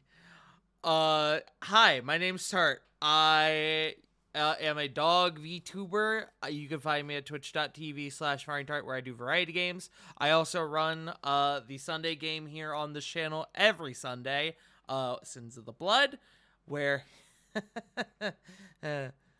I've thrown my party into a bit of a hee-hoo funny mystery, so yeah. But aside from that, I am, I'm around. If you don't find me on my channel, you'll probably find me here or other places. But yeah, next stream will be, I don't know, sometime in the next couple days probably. But I'm gonna pass it to who hasn't gone. Me. Punk went. J Frost. Hello, everyone. JFrost747. Find me Twitch, Twitter. I play Vesh Palastair, Bard Extraordinaire. Find me on Good Beans channels, such as this one, every Sunday, every other Tuesday, and some friends like to burn up on every other Saturday. That's it for me. Who has not gone? Juan? Just leaves me before we get the final wrap up. I'm one. I don't really stream or anything like that. Maybe again sometime. I am playing Princess Libra, our Order of Scribes wizard. A fun little girl. You're gonna see her next week when we kick the fucking shit in of this Draco Lich bitch. Yeah, that's it for me. All right, sounds like we got ourselves a full session for tonight. Got anyone to raid Tart? I am currently perceiving my list. Oh, hey, we're live. That's crazy. Brawl Kaiser. I see a Doc, a Caliban. Ooh. Yeah. Hold on. Pause. Caliban, Brawl, Nero, Bracky. Oh, we'll raid the Brawl because Distortion Brawl Devil. has. I forgot Brawl has started Brawl. Wait, Nero's live? I haven't raided Nero in a hot minute. Hold on. He's We're gonna doing raid Silent Nero. Hill F. He is! Oh, shit. That looks so good. I'm gonna go show Nero some love. Let him know he sent you. Thank you all for joining us. We will be back next week for the continuation of Alkazaar's Appendix. F is for fuck. S is for Fuck. swing really hard. I think we gotta give a little credit to J Frost right now and make the raid message #LetMeSoLair which was really funny. So make sure to put that in Nero's chat. Thank you all for joining us, and we will see you all next week. Bye-bye. Bye. Laters.